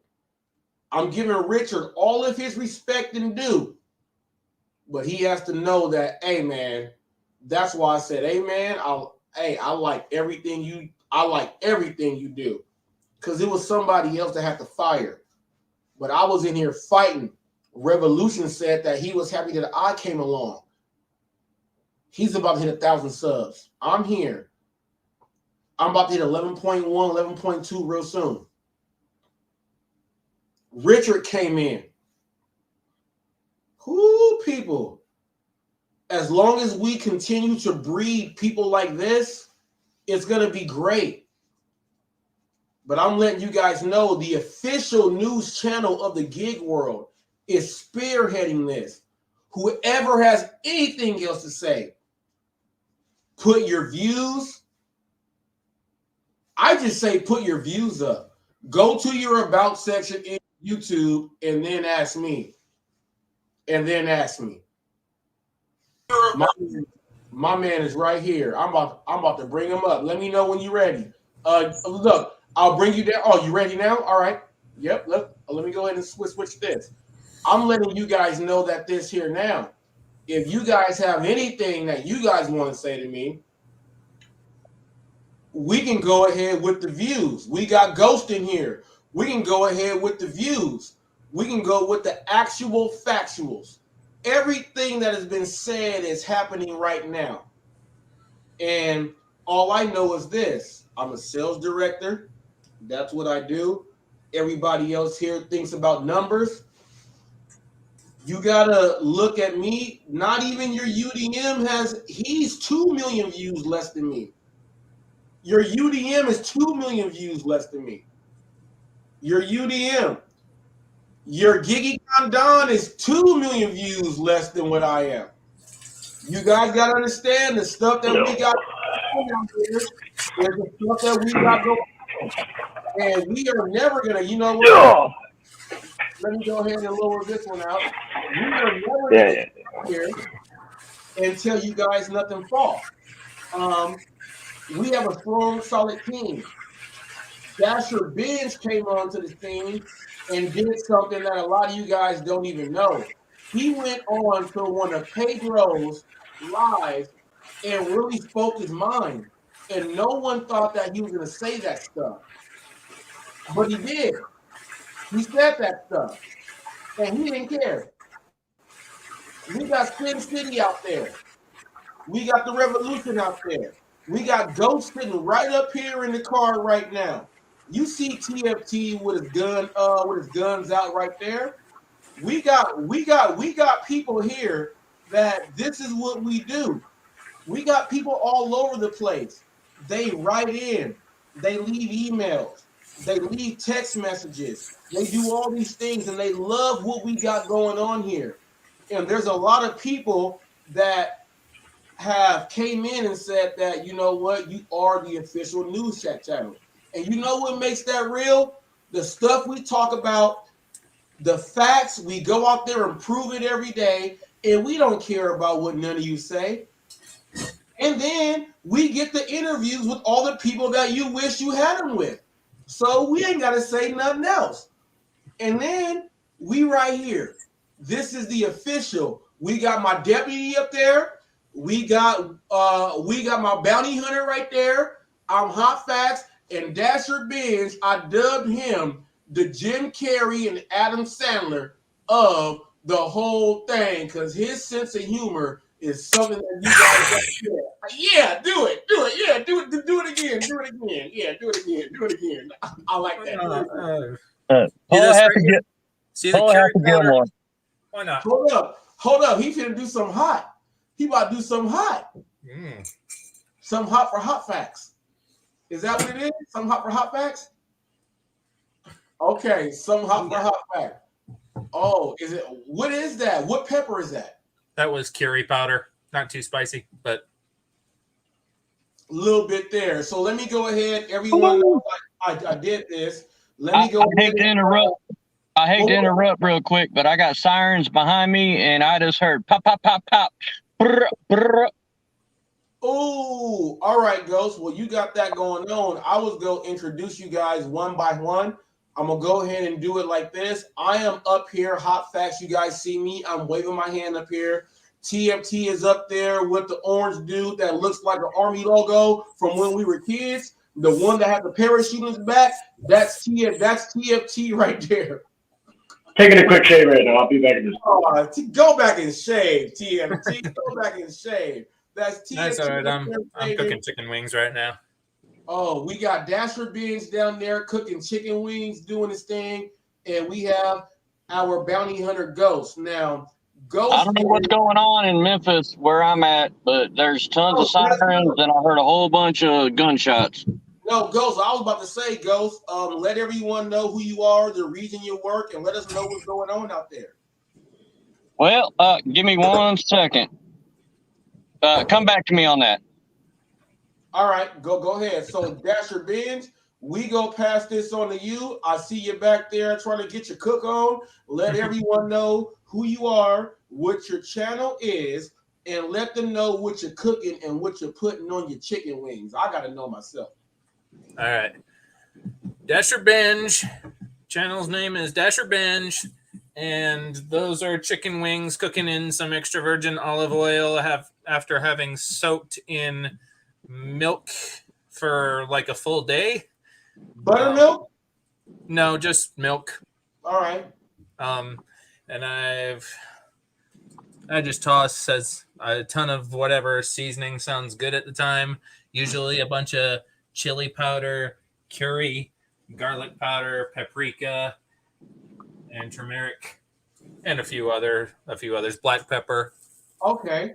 And I'm gonna be tossing them in buffalo sauce because wings ain't wings without the buff sauce.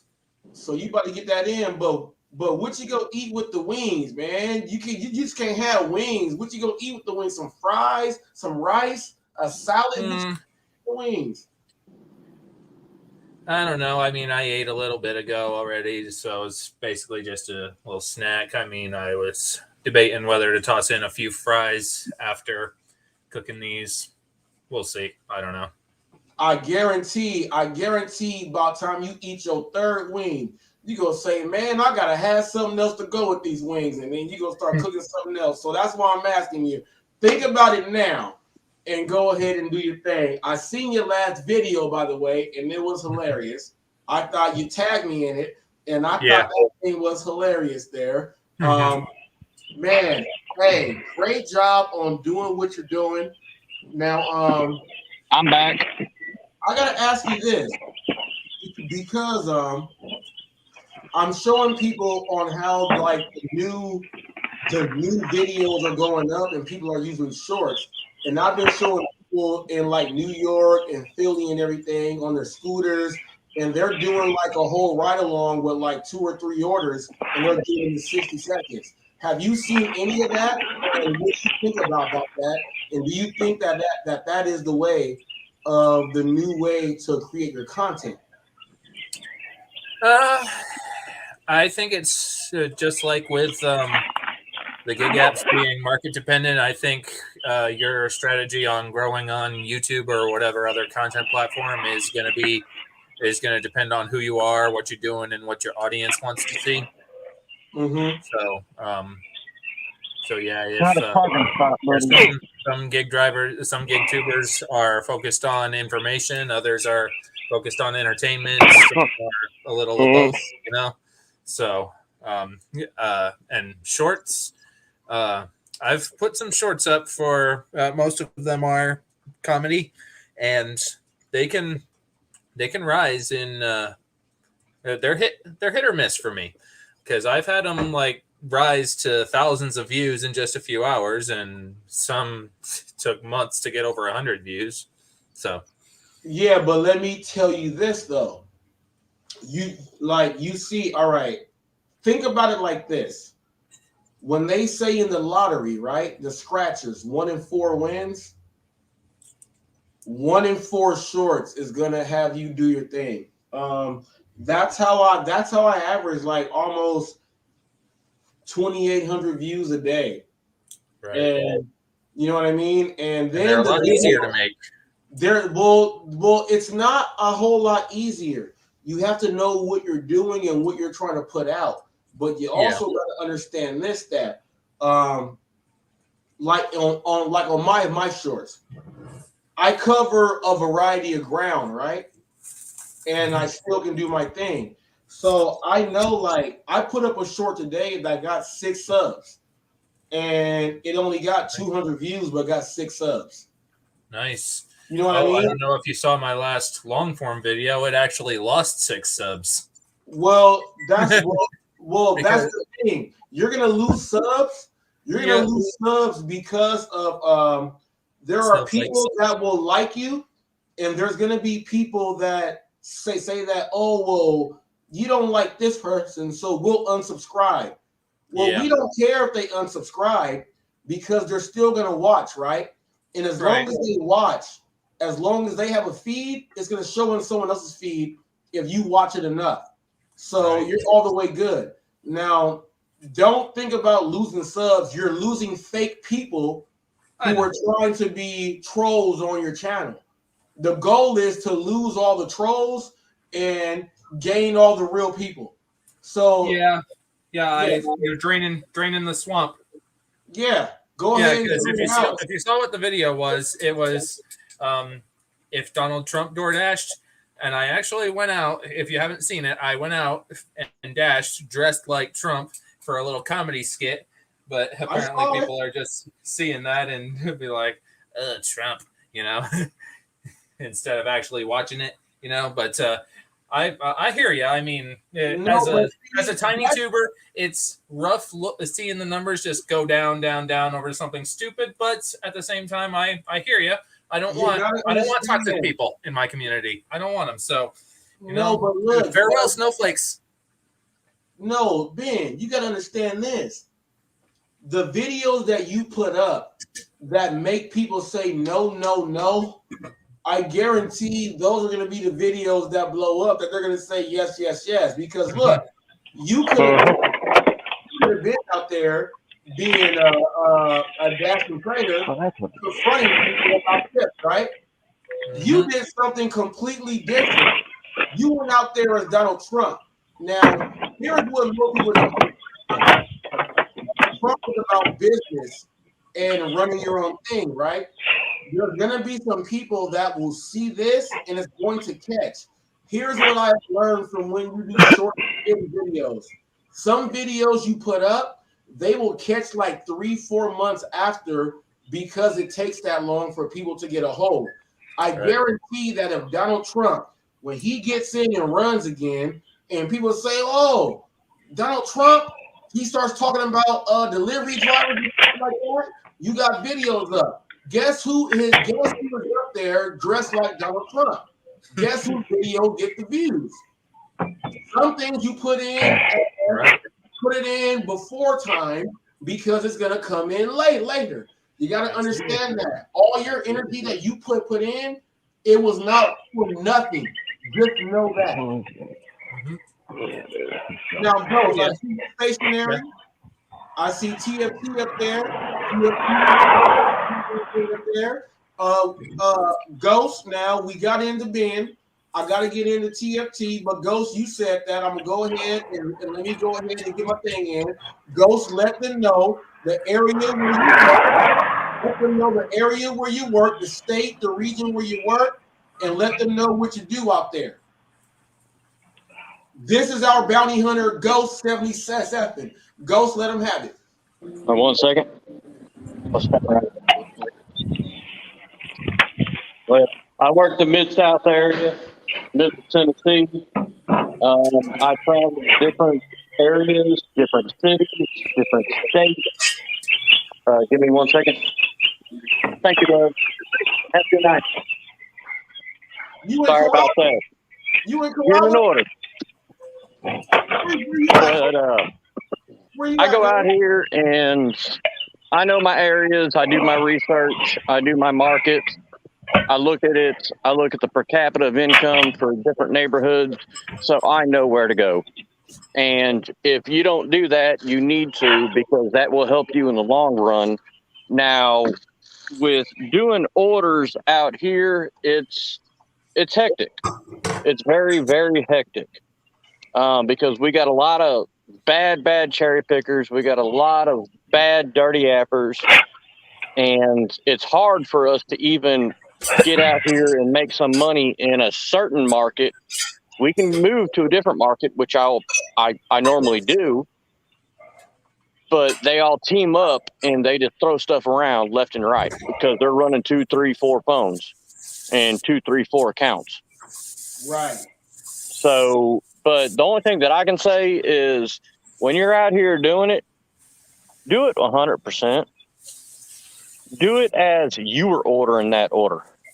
Don't go to your final words yet, Ghost. Oh, no. That's not my final words. That's not my final words. TFT laughing. No, don't go to your final words right now, Ghost. No, pass the mic. TFT, Ghost. No, we going to TFT right now, Ghost. That's fine. That's not my final words, but TFT, I'm about to put it up. TFT, let the people know let the people know where you work, what your region is, and go ahead and do your thing. And TFT, you already know we ain't going into final words right when you start. Oh, that's just it. Those aren't final words. That's just a statement. Yeah, it's a statement. It made you laugh. No, it's like, yeah, everybody who's been watching a while here knows I'm down here in the Central Valley of California, the main city of Fresno. Welcome to come on down. I'll dash with you anytime. TFT, wait. You said What? most people know. We never know who is watching because No, people. I said most people who've been watching a while know. Well, wait, TFT. Here's what I'm about to do. People, a lot of you guys don't know that TFT that's the deputy. Ghost is the bounty hunter. That is the deputy with the right to go sick a man on you. And Ghost is the man. Pretty soon, people, they will have their own show. It's going to be the TFT and Ghost show, and they're going to talk about everything under the sun. Don't matter what it is. This is who you guys got right here. This is who it is. You got TFT and Ghost. Now, TFT is up here. Now, he said it don't matter, people. It don't matter. This is just a statement because, people, he is as Andy Griffith as you will be. And if you guys don't know about 8B, you don't know about her pies. And TFT, I'm just say that right there. This is my deputy right here. And when he gets on here, I want you guys to understand that he's got a lot of stuff going on. Bless you, Ben. You got too much paprika. No, too much pepper on them wings, huh, brother? Come on, Andy. Come on, Andy. Talk about it, Andy. Now, TFT, go ahead and break these people down. Now, Central Valley now, a lot of you guys don't know. This is what I was trying to get into. A lot of you guys don't know that we have a Northern California, we have a Central, and we have a Southern. Now, he's in Central Valley. For those of you who are brand new watching right now and you don't know much about California, TFT, let them know what the Central Valley is all about. Well, we're all about agriculture. We grow oranges, grapes, grain, hay, you name it, we grow it. And people, that's where all the jails are too. In case you there's quite a few of them out here nearby. You got a big one in Madera. You got one out in Corcoran. That's considered Central Valley. You got also a lot of the state mental hospitals nearby. Let them know, people. If you're not dealing with vegetables and fruits, you might be a vegetable in the fruit. Look, that's a jail joke. That's a jail joke. People, if you ain't you understand what I'm saying. That was a jail joke. When it comes to California, the Central Valley here, we're a big melting pot. We got a little bit of everything, but we specialize in agriculture. Yes.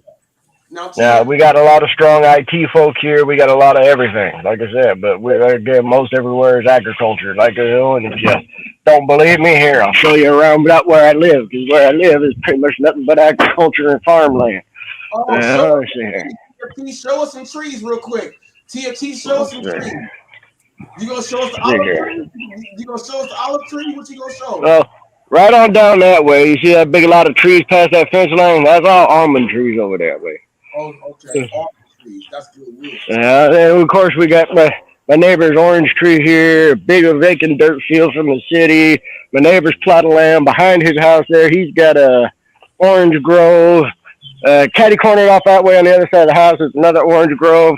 About a quarter mile down the street, we got 3 or 4 large orange orchards and almond groves.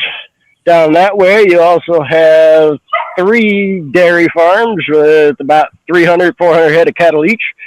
And just behind my house, there's a Fuji apple tree orchard. And just on the other side of that is one of the largest vineyards in Fresno. Now, tell the people what you got in your backyard. You showed that stuff. I've showed all that before, but I'll just come up over here by my well right quick. By his well. Yes, I'm out in the country. We got well water. Tell people what a well is. Well, there's a hole in the ground with a tank that pulls water out the earth, and we drink it, and there's my dogs. But you see, I got a lemon tree. That's a cherry tree, tangerine tree, another tangerine tree. There's 2 peach trees, 2 persimmon trees that look like they're dead right now because it's not in season. You don't need no Well, juice or no Jamba Juice. He got Jamba Juice and Juice It Up. Right? yeah. Right over here on the other side, they're not doing so hot no more, but we've got that there used to be an almond tree, but I don't know if it's still alive or not. Same thing with that one. We've got cactus, one of my other dogs. In my backyard, I've got pretty much every herb you could ever want in your kitchen. Rosemary, thyme. I got tree collards. I've got 2 pistachio trees. I've got a couple olive trees. That's a berry bush. I've got lots of roses too. People, are you listening to berries and oranges and pistachios and nuts? And he got pomegranates and he got tangerines. I don't have pomegranates, but they're just up the street a little bit. And I got a big little rose bushes here. And he got some rose bushes, people. I just want you to know that in Central Valley, where he said agriculture, I just want you guys to know that even with where he is, he don't even got to go to the store to go ahead and make a fruit salad. He can do it all right there and back. And you got dogs that go bite you. So, he's in the sticks. He's in the sticks. Now, like I said, I also got plenty of roses, 2 or 3 rosemary bushes, a couple of thyme, some oregano, lots of basil and mint. I grow my own chili peppers. You got the whole season aisle. That's all you need. All you need is salt. All you gotta do is buy salt, and that's it. Yeah. And I usually buy that in a 5-pound bucket. See. Now, you've been on here, one of the originals. March, since last March. Yeah, you've seen Dasher Binge up here. And Dasher Binge, I would just like to let you know that on my channel, your interview is one that they're looking at. Now, after seeing Dasher Binge and seeing him up here and clicking the link again, TFT, what did you like about him? And why do you think he clicked the link again? Well, he clicked the link because he got something he wanted to say, and he likes the way we run things. Okay. Dasher Binge. Now, right now. Am I wrong? You got tongs in your hand. TFT said you got something to say, and you like how we get down.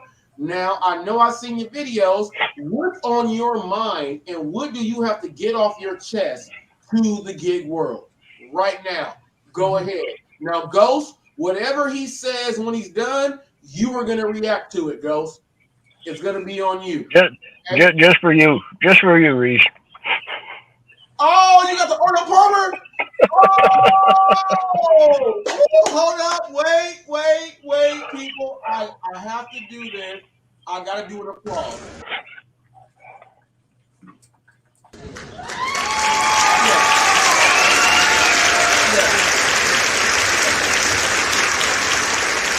Well, it ain't nothing but a strawberry lemonade and some tea, but yeah.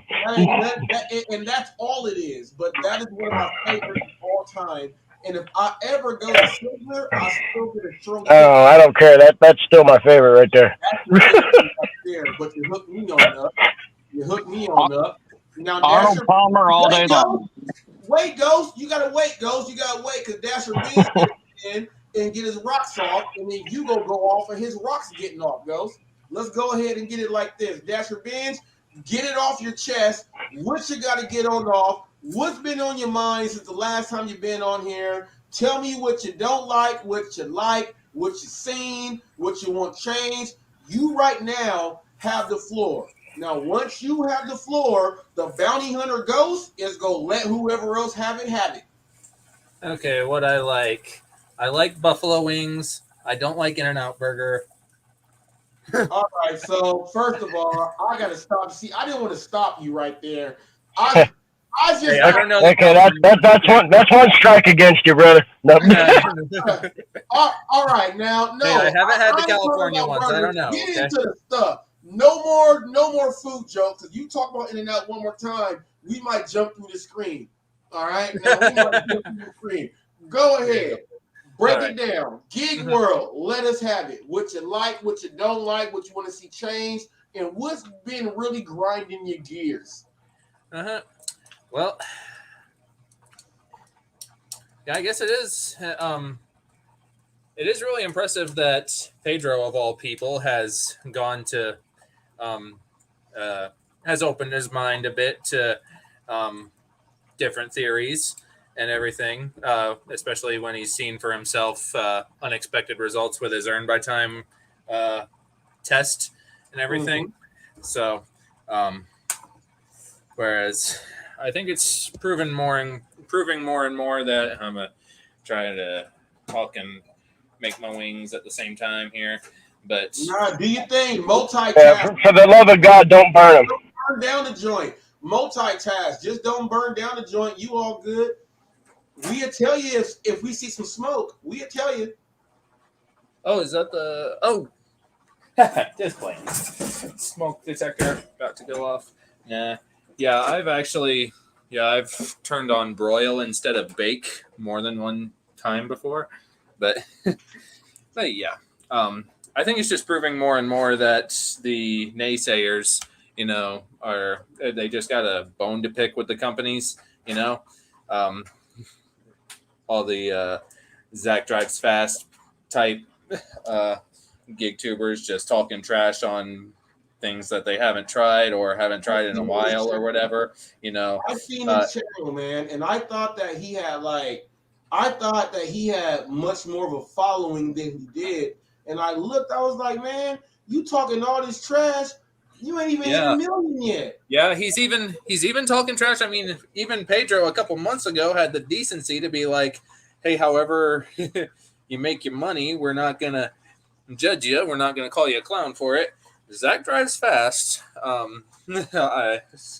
He's just the prime example. I'm sure there's plenty others, but he's like the one that sticks out to me, But he's even recently been. What surprises you most about Pedro turning over a brand new leaf? What surprises you most about that? To be honest, I haven't really followed him until recently, till I became a gig tuber myself. I mostly before starting my own channel was into more finance and Bentley Coupe, and that was just about it. A little bit of Nugs and then Trevor's Deliveries, etc. I hadn't really followed Pedro, but I haven't seen a ton of his older stuff. Oh, them fries. Whoa. You making fries now, huh? No, it's just bubbling loud. I'm sorry about that. No, but are you making fries now? Say what? Making fries? Are you making fries now? I'm sorry. Give me one. I think he's making French fries now. Burned you making them? French fries now? Are you making fries now? Yeah, you convinced me. Yeah, I knew you couldn't have just chicken wings by themselves, man. Come on now. Chicken wing and fries always go good together. You gotta have a little bit of fries with some wings. Come on now, TFT. You already know. Go ahead, Ben. Now go ahead and get into it. I just knew you had to eat something else with him. But yeah, just recently, Zach Drives Fast was even ripping on, not by name, but ripping on gig tubers who do say that their experience with high AR and Top Dasher is good and everything, and he's like, well, with editing, you can get any results you like. This is the guy who's never all talk, no numbers. Pedro has been about numbers lately, and that I really appreciate. Here's the thing: the DoorDash revolution. When you watch the morning show and everything, we put up the receipts, right? There is no way in the world, and I put up a short the other day that showed a bunch of orders and showing people like we put up the receipts of you cannot edit receipts of the day. You cannot edit that. You cannot edit that total. You'll get a lot of people that say that, hey, well, anyone can edit, but that's not what it is. I'm glad that you realize that. So now go ahead and here's what I want you to do. I want you to just unleash that Superman vest, show us the chest, and go bust some booty right now. I'm about to give you the chance to go nuts and go ham on what you got to go ham on. You got hot facts approval right now to go do what you want to do. Talk about what you want to talk about and everything else right now. You have full range. Go ahead. Let them have For it. sure. Lately, I've actually been wanting to get some information from you regarding Prop 22 and everything, stuff like that, because I am kind of curious, and I'm not really the technical jargon kind of gets over my head, you know. But I did just recently see. He can tell you too. Also, TFT, we're in the same state. We're in the same state, and we understand. So any question you need, go ahead and ask either him or me. We'll go ahead and break it down to you, brother. All right. So yeah, I just recently saw Rideshare Rodeo's interview with a couple of gals who are fighting the pro. Is that what it's called? And the AB5 kind of legislation that the feds are trying to push and everything like that. Well, AB 85. Let me tell you this. Prop 22 is like a separate department from AB 85. It doesn't fall into the same realm as if you are like a musician, if you are a writer, you know, an author or anything else like that. They made it for the gig world for the food delivery because they know what it's going to do. Now, AB 85 can be what it is, but when it comes to Prop 22, there has to be a 7/8 vote in order for it to be taken out. So you can figure out how hard it is to get 7/8 of a vote. That means you got to get 100% down there, right? You got to get 100%. So for what we fought for here in the state, it's going to stay the way it is. The only way it changes is if we get lazy drivers who want to try to vote a union in. But it's going to take the people that are with Prop 22 to go ahead and say, we don't want to do this anymore. We want to go ahead and do that. Most people where we live, we understand that.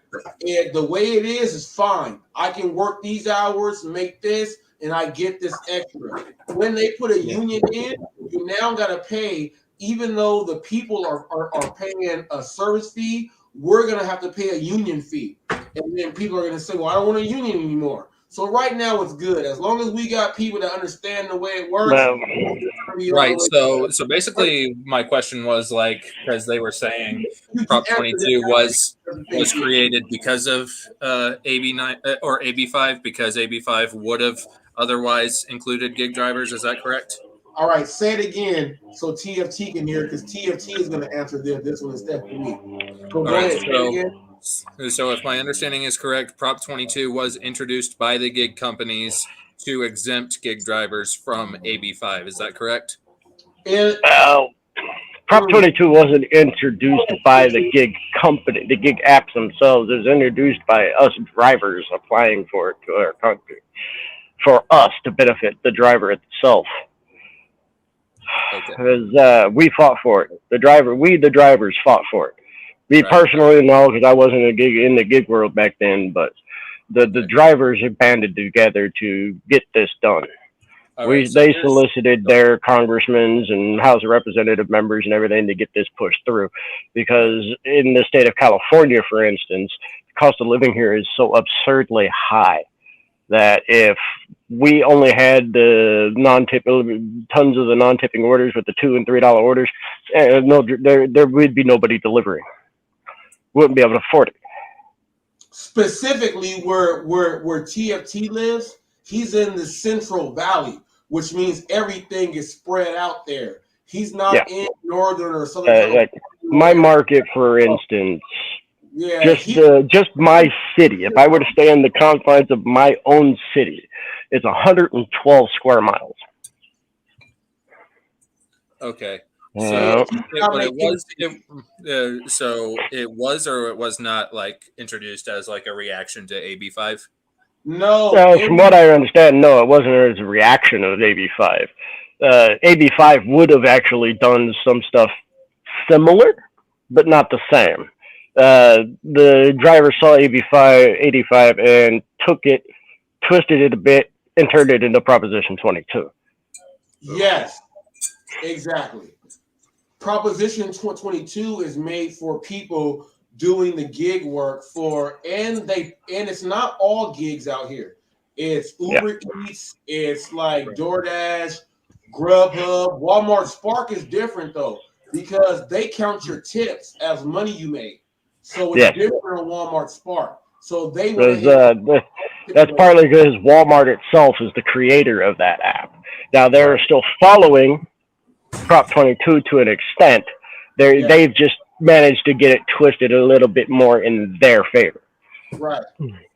Now, AB 85 would be like, all right, put it like this. All right. You're a barber. You're a cosmetologist. You're an underwriter. You're actually a songwriter. You know, you are things like that to where that's how you make your money. AB 85 on how that works right there, it's gonna make all those people not be able to do their thing. But a lot of those people, if you are an artist or anything, you're gonna have ASCAP, BMG. You're gonna be a part of SAG, Screen Actors Guild. You're gonna be a part of that. I'm part of ASCAP, and ASCAP is the American Society of Composers, Authors, and Publishers. So I am part of ASCAP. Now, the work that I put in for myself goes into my ASCAP also, even the things that I do here on the internet. So I still get paid off of ASCAP when it goes in. Now, if AB 85 went in, like my delivery work is just delivery work. But now let's say that what I'm doing right now, I'm speaking to you, right? We're up here. I played my HotFacts song, did all that stuff. All that stuff is being presented in as part of my ASCAP, which goes into my royalties that comes in every quarter of the year.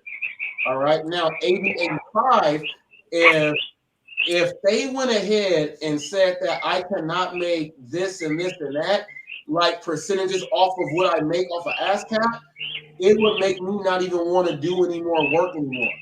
So AB 85 is really for the people doing real, like, I don't want to say what we are doing is not a real 1099, but I'm talking about people doing like, I'm talking about they're underwriters. They're notarizers. You know what I mean? Yeah, AB 85 affects more of the traditional 1099ers. Yeah, the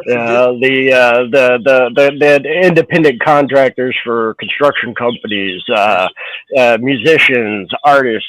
Yeah, the guy who comes around and runs his own plumbing company out of his house, but comes to your place to fix your toilet. Those guys are the ones who are getting messed with AB 85.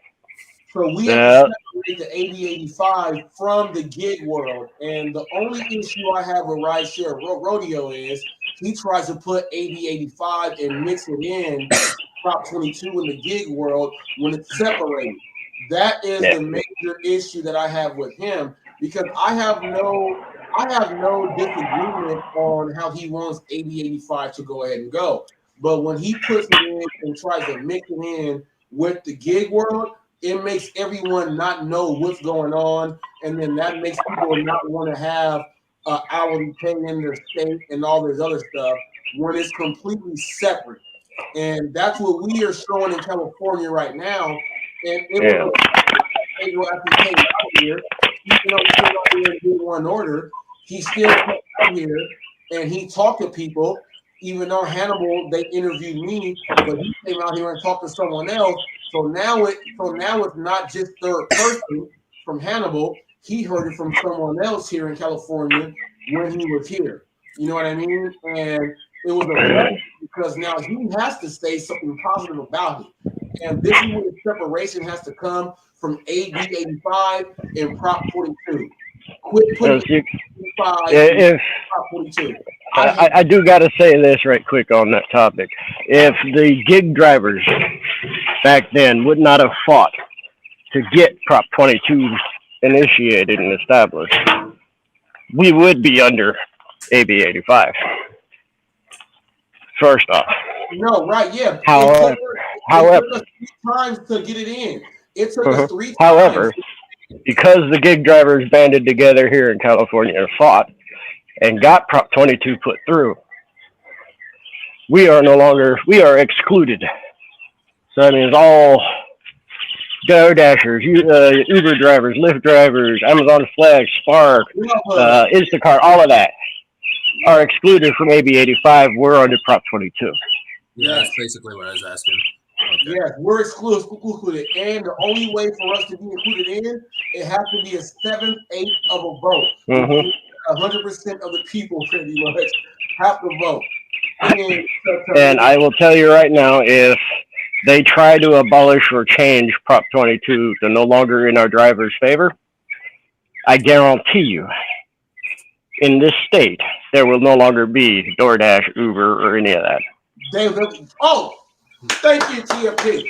Thank you, because that's something that I really have not been trying to say, but it's something that needs to be said. If it went like that, California is where San Francisco, DoorDash, Uber, Lyft, everything else is up there. Once it happens, in every other state, it'll all go away. And people don't want to hear about that stuff. The things that we do here, Ben, they help every other state, which is why Washington, New York. And it's crazy because Hannibal is in New York and they have an hourly pay. He just doesn't do the work and work in the area to where he gets it, to where he understands talk about it. And then we're not the only state that has done a guaranteed earnings. There are several others who have followed suit. However, none of them have gone. And that's it. Yeah, none of them has gone to the depth that California has. Correct. Now, the Prop 22, as I'm sure you're aware, every hour we are active, we get 120% of our local city, state, whatever, local district's minimum wage. So, like my market is $15.50 an hour at minimum wage. So 120% of that, that's what my guaranteed earning is per every active hour. So I think that's like about $19.75, $21, somewhere around there. I don't remember the exact math. It's been a minute since I did it. Call it about $20 an hour for every active hour.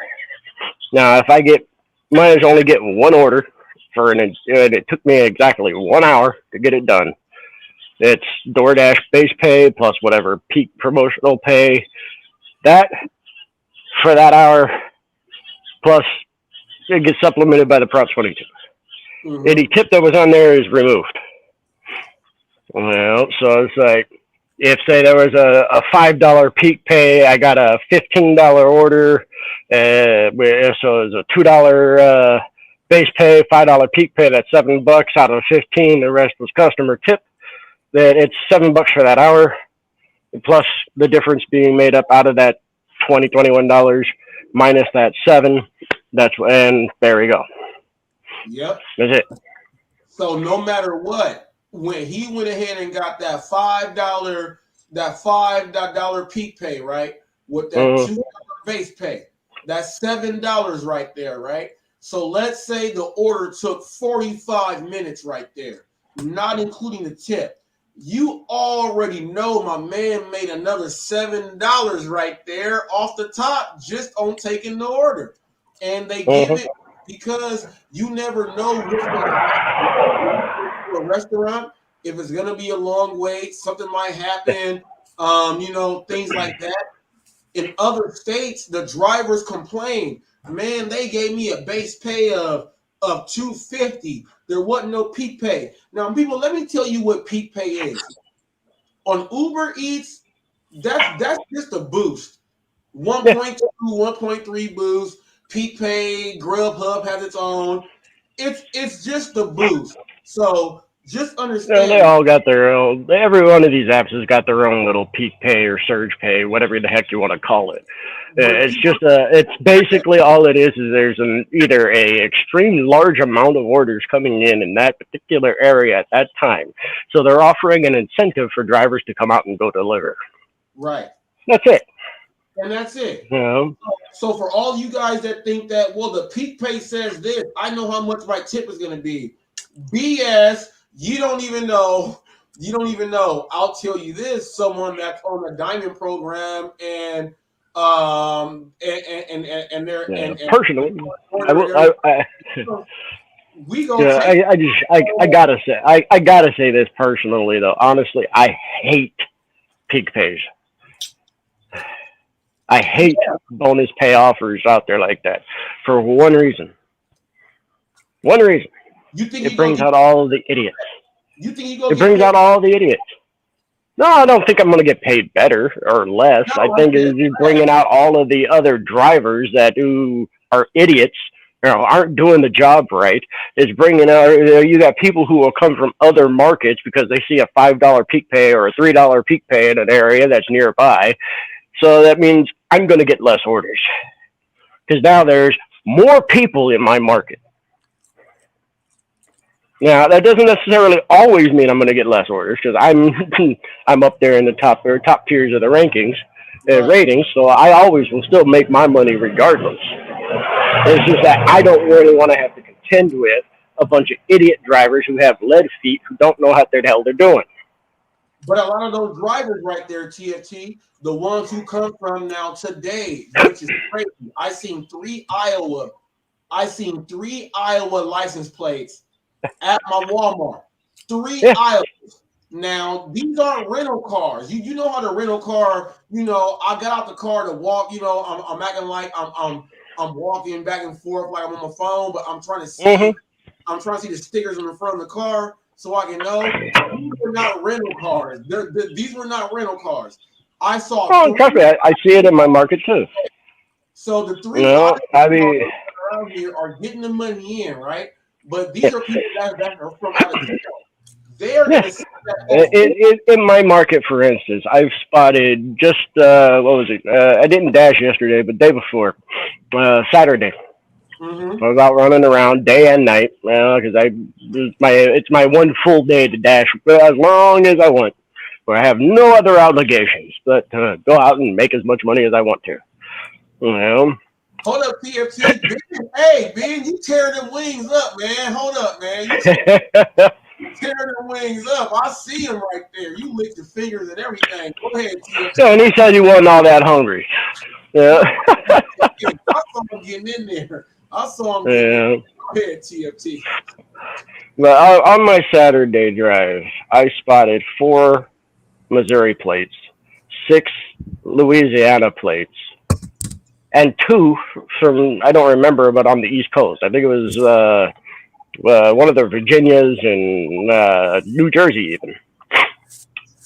All here in my market. Jersey got the white with the yellow and the black. Mm-hmm.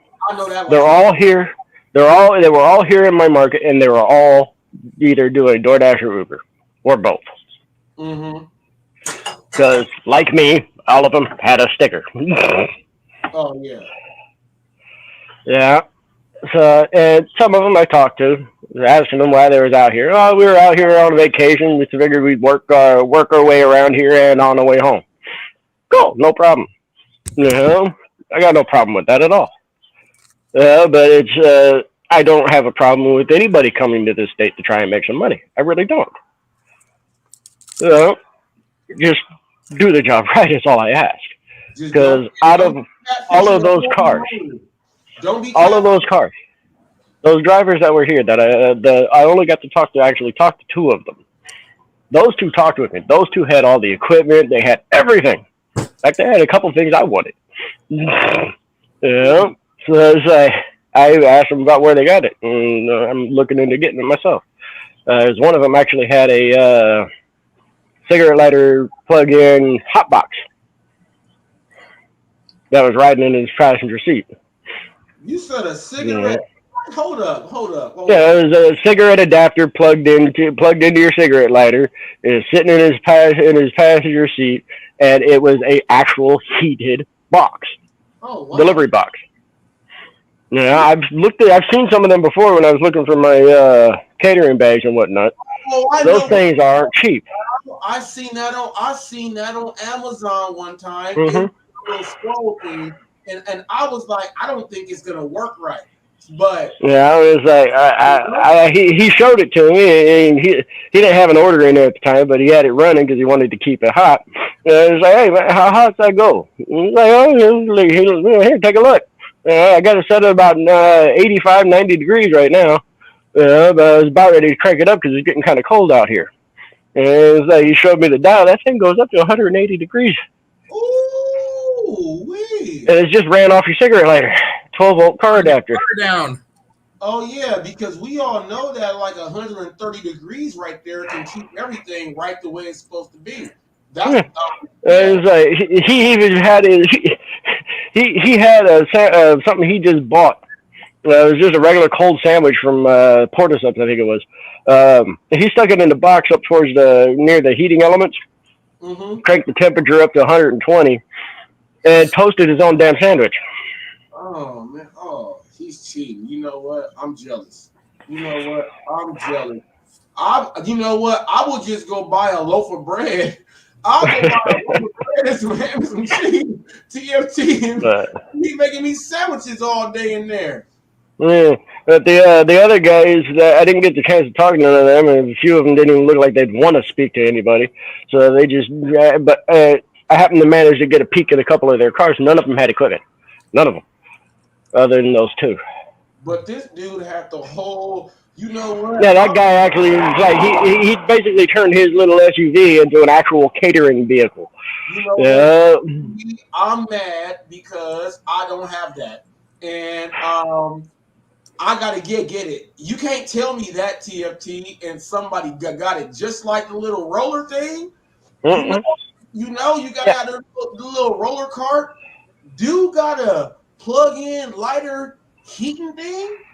Yep. Yeah, and he had a ice chest back in the back seat that was also electronic, and it's like, well, shit. Yeah, he like I said, he turned his car into a fucking catering mobile. He had a heated section and a cold section. You know, and he kept his cold box. Get his contact information because we gotta talk to him. I only saw him for like about 5 minutes, and he was on an order at the time. He took off. I don't even know if he's still around. Yeah, like I said, he was out on vacation doing a working dash. Oh, if you ever see somebody like that, let us know. Now, Dash, you didn't got your chicken wings done. I saw you put the ketchup down, and you're chewing a little bit left. We were trying to let you get your rocks off, and you went in a little bit. Now, from you, all right, here's what we want to know on Hot Facts. And TFT is, you know, this also. What we want to know is, we want to know the truth about drivers in certain areas. Now, you're in Texas, okay? You're in Midland, around there, okay? You're around there. Now, I want to know. Now, we live in a different market. Like my market is completely different from where TFT is in Central Valley. We are completely like, in order for me to drive to where he is, that's like 2.5, 3 hours. 4 hours, almost 5 hours. All right, so see, there you go. He corrected that. That's like driving to Arizona almost to get to New Mexico. That's how it is for me in Southern California. So he's up there. Where you are right now in your market, I want to know what's the worst thing that's going on as far as drivers and making money, and what's the best thing that's happening in your market where you live? The worst, give me the worst and the best from your experience, because you get out there and get it in. What makes you like, man, we need to switch this? And then what makes you say that I love this? Go ahead. Okay. Just a sec.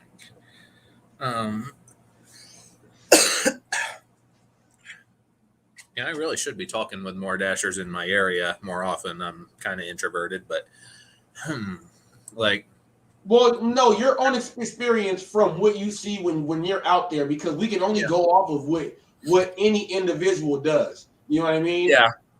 Yeah. I think like the probably the biggest problem would be like maybe how spread out it is, like you were saying before, with how much how many orders just take me out of bounds, you know, or want to take me out of bounds if I were to take those. Sometimes I do, sometimes I don't, depending on the pay. But yeah, thing is, there's so many, you know, either industrial facilities down here or residential up here, like several miles outside the perimeter where like the city limits or wherever there's good restaurants. Now there's restaurants spread out all over, but there's like the high-end restaurants on the north side. There's a bunch of there's a little mixed bag on the very far south side. There's like a Chick-fil-A and a Papa John's right in the corner there. And some tiny little zones sprinkled throughout the center. Now where I live on this street right here, there's a Chick-fil-A on either side of me, like only a mile away on either direction. There's that away, there's Whataburger, Wendy's, Long John Silver's, etc. So I can usually get a pretty good order just sitting in my parking lot. I don't really have to drive out anywhere. Now how far away from you are from the oil refineries and the double loop? Because I know the loop. How far are you away from the double loop and those oil refineries that are out there? Yeah, like I'm on like towards the southern end of town, like towards it. There's still some more there. I'm like a couple of miles north of the interstate or I-20. Right. So, and like a couple of miles, like, yeah, I'm like a mile away from the double loop, I'm pretty sure. All right. On the it's like to the west of me. Yeah. So yeah, there's good restaurants, and especially like the time of day makes it differ too, because I'm like a couple miles away from the downtown as well on the east. So if I'm going during a weekday lunch, I'll like in my Trump video, you'll see that I took 2 orders to the same skyscraper bank in a row. So it's not as big a hassle as Dallas or the huge metropolitan downtown parking and everything. I've driven in Dallas. I've driven in Dallas, man, and yeah, there's no like. Yeah, it's crazy. It's crazy. Yeah, there. So yeah, the traffic isn't like. Oh, that reminds me. Probably like the very worst part of my market would be the traffic, and there's. I'm telling you, they're doing construction in like 10 different spots, and it takes them years to clear out anything. And you know, but before they finish any other projects, like 2 more roads shut down every week, it seems. You know, like they're trying to add more lanes, and right now they're actually building an overpass on 191. So yeah, they're actually building an overpass right there, and they're making some pretty good progress, but that's going to take a very long time. And they took like months and months to add an extra lane on the loop leading up to 191. And now they actually, what's crazy is the exit right there. They completely sealed that up and moved the exit back a couple thousand feet. I'm not exactly sure what the reasoning is behind that, but the in-app navigation, at least on Uber Eats, hasn't caught up to that yet. So I had to learn the hard way the first time. If it says take this exit, you're taking this exit because that exit does not exist anymore. I have to take that exit. So that sucked the first time, but I haven't fallen for it twice yet, I don't think. And your exits are not like, see, where we live, we can miss an exit and the next exit is like a quarter mile away. Your exits go a distance and then you got to do a whole big old turnaround to get back on, to come back, to then do that again. Right. That's right. Yeah. So, but yeah, especially, but yeah, last year we had like an enormous population boom, like 20 to 40,000 in a couple of months, and you could really feel it on the roads. But the traffic really backs up really bad down here.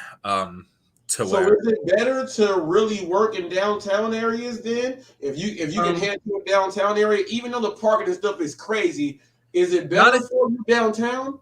Not exactly. Now, the traffic is worst like at peak times. Lately it's kind of gotten a little bit bad during lunchtime, but mainly like during the dinner time, even on like Tuesdays and whatnot, it's like and see, the thing is, like the downtown like slows down toward the evening, and that's when, like all around town, like, but especially because, basically in my area, I think I've said before, like the best restaurants, there's only one of them. So I'll be taking an Outback from right here down to this hotel right here.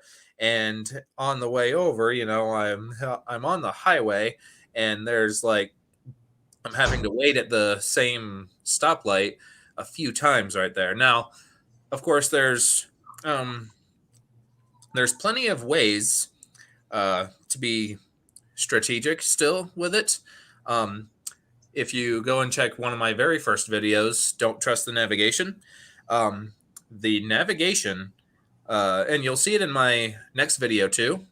The navigation tries to take you on what they deem the fastest way, but it's not the shortest. And in this place, it's like really, really weird because you've got the angled highway right there. So they'll try to. I've shown in a few videos where the app wants to take me way down here and around to there when I could have just taken a straight shot there instead. Yeah, but see, that's that Texas thing, and I realized that when I was there, just like going there, I figured out, and my cousins were telling me, no, do not get on the highway because it was like 4 p.m. right? Mm-hmm. And they were like, no, let us show you the streets that go and take you all the way. But then sometimes you got to get on that little toll road, though. You might have to get on a little toll road to try to cut some things unless you know all the way where to go. I'm an out of towner, so I took as much as I could before I got to a toll road, and I took a toll road, and I was in a rental car, and I disputed that, and I won. But yeah, I disputed it and I won. But now we don't have toll roads in this town, so that's good. Yeah, because like I went and it was all right. So I'm talking about the Fort Worth, Grand Prairie, Dallas area, right? Mm-hmm. So you got the highways there and you got these streets. Now there are certain, when you get on the highway, and if you are not from there, you'll get on the highway and they'll have you go straight through a toll road. And you don't even know you're getting on that. And then they take the picture and everything. I realized that my cousin said, no, they showed me the streets to take. It was a big square to get around, but when it was traffic time, it was faster than getting on the interstate because all the cars were getting on the interstate. And it was like they were all going to the same place. And I was like, oh no. So he said, you got to take this street here. So I did that a couple times, did my thing. I only did maybe like 5-6 orders because once I went to Dallas and started driving there, I was like, I'm not about to do no orders here no more. I'm not about to drive through Dallas and I'm down there by the Maverick Stadium and stuff. No. You can't even know. That is all bad. And it seems like all the police on bikes want to get you. I said no. Oh, funny. When I was working at Chick-fil-A, this is one of the busiest Chick-fil-A's in the nation. Like, I don't know, like the latest, it's been a year now, but it was like fluctuating within the top 5 when I worked there. And this place was making like 10, 11, $12 million a year when it was only built for 5. So it was very small. It was very crammed inside out. We had to make sure we were pulling those cars bumper to bumper, even if they didn't like it, you know. But it's getting way backed up on the highway right there. And our operator even tried to vouch with the mayor or with the city to extend the time that green light lasted so that more cars could get out of our lot at a time, and they said no. And he even hired a police officer to direct traffic at one time, and a few days later the police force said you can't do that. So it was really bad there. But because everybody's flowing into this Chick-fil-A from both directions. And this is you said you drove through here a few years ago. I don't know if you know where that Chick-fil-A is on Andrews and Wall. But no, I don't remember exactly where, you know. Yeah, but there's like people flowing in from both sides and way out onto the street. The line could go all the way to the hospital sometimes. But that's that basically sums up the town right there. It's like 1 million cars in not enough space. And I remember having to direct the traffic there, and the cars are wanting to go out onto Andrews Highway, and we're like, no, circle the building, go off Wall Street, you'll get out faster. But now that I'm the guy in those cars picking up from that busy restaurant, I know depending on how the line is and depending on where my destination is, I can tell whether it's smarter to go out that exit or that one. So it's part of being a smart strategic dasher. Take the learn not only like best restaurants in the market, yada yada, the stuff we all hear before, but what you don't hear anybody talking about is find the best parking space and like take the I don't know if it's just because my market is so much different, but there's so many places, the navigation wants you to take this other way that's an additional 2 miles when you can just cut through the parking lot and straight shot it, like I was saying a minute ago. Yeah, that happens a lot in our markets too. Yeah, people need to be talking about that because they're taking more miles off their car and they're sitting in. Even sometimes like I can cut through a residential area, even if it adds half a mile, I can cut through a residential area and skip the main road traffic. Yeah, but see, that's what I like. I don't see, and this is a key factor when you are doing this gig work. Mm-hmm. Routes and logistics is very important.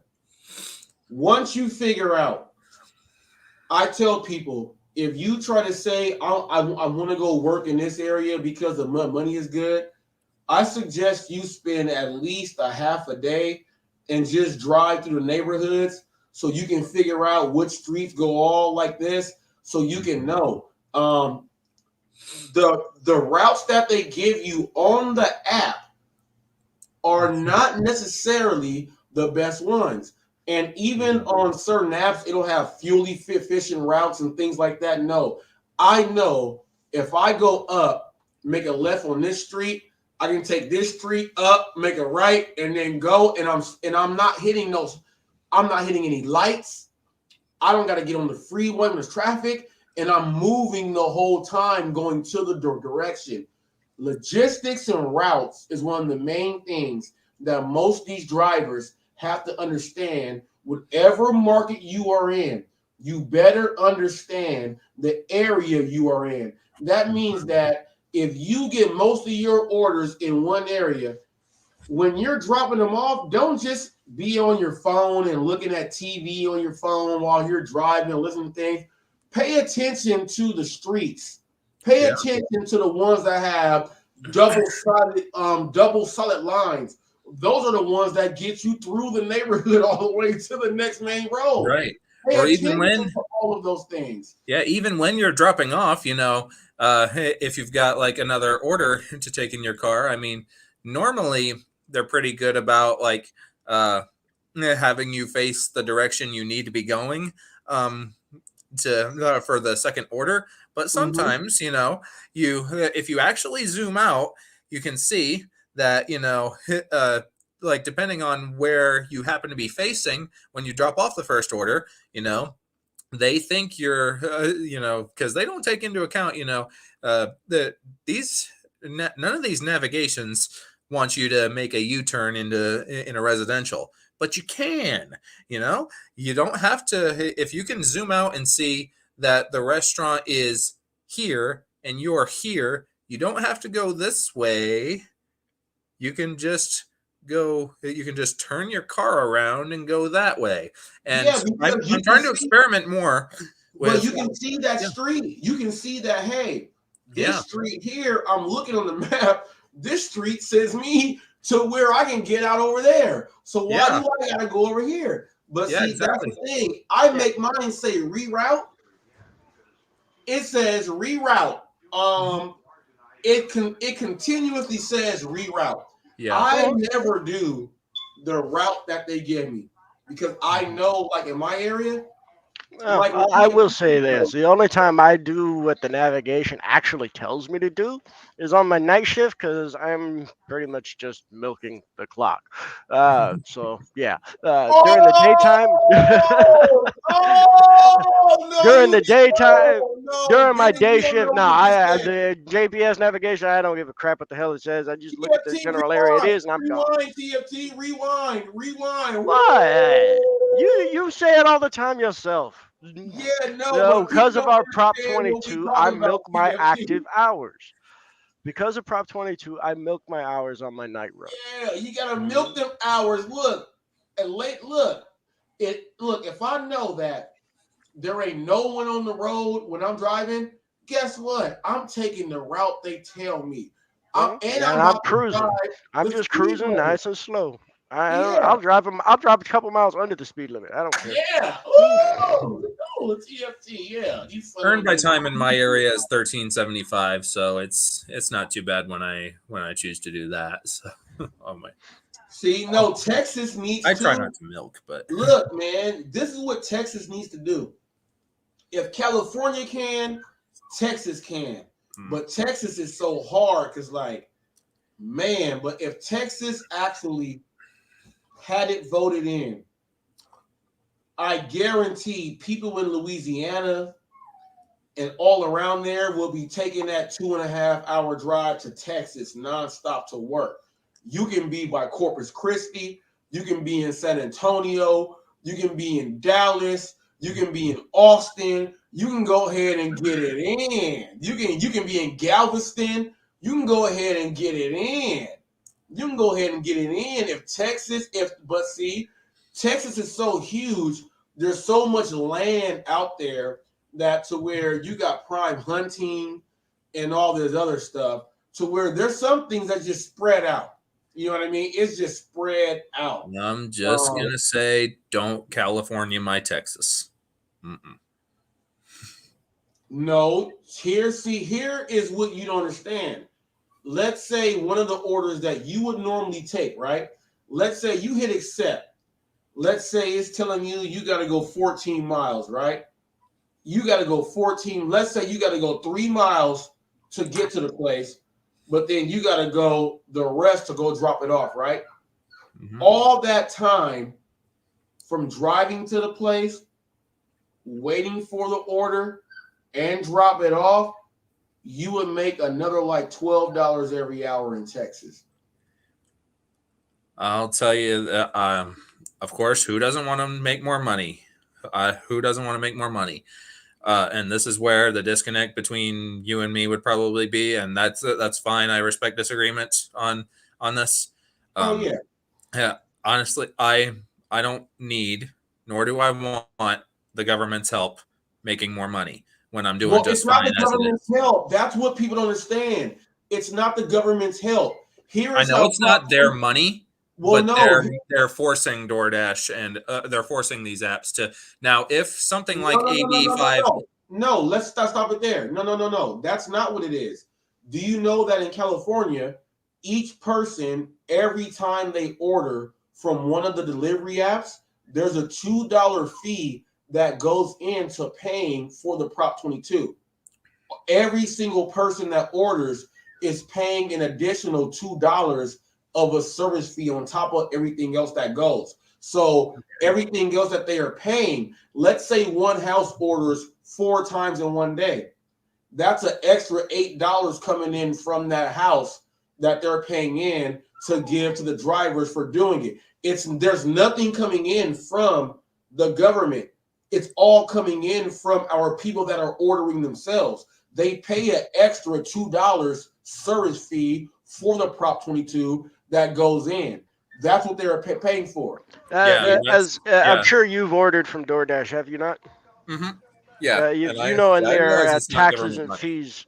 The taxes and fees that they list there, they don't tell you everything that's in there, but it's not just the taxes for the food. There's additional taxes and fees most all of that is going to pay the Prop 22. Not to mention also the extended range or just in California. No. As far as I know, that's just California. That's California. Yeah, I'm saying that's how we have it. So if you're like Texas, for instance, instituted something similar to Prop 22, the increased taxes, extra fees on your DoorDash ordering would go to pay the drivers for that fee. Yeah, and that's my thing because customers don't want to pay more, and I do know there's because economically, and disagree if you want, I don't stand for minimum wage at all because when you're forcing when you're forcing companies to give pay raises, that money doesn't grow on trees. They got to cut it out of their profit and in turn raise the prices. And so far, over time, everything gets so inflated. Nobody can afford anything anymore. We got to raise the minimum wage again, and so the cycle continues. No, I'm a firm believer that minimum wage should have never been raised to what it is now to begin with. It should have been left what it was 15, 20 years ago, $6-7 an hour. As everybody knows that if you can increase minimum wage even as little as a freaking 1 red cent, inflation is going to kick in and everything else is going to start jacking up in price because corporations are not going to lose their bottom line. Exactly. And the way it stands right now, there's no easy solutions to anything. I get that. But honestly, cost of living in Midland it's a crap show. I will tell you that. I'll tell you this though, Ben, it can be a crap show everywhere. Now we are in California where people say, how do you pay that much to live, right? Now check this out. No matter what they do, all right, you got 7-Eleven, Circle K's, Quick Trips, and all these other stuff, right? All of that stuff is a convenience store, right?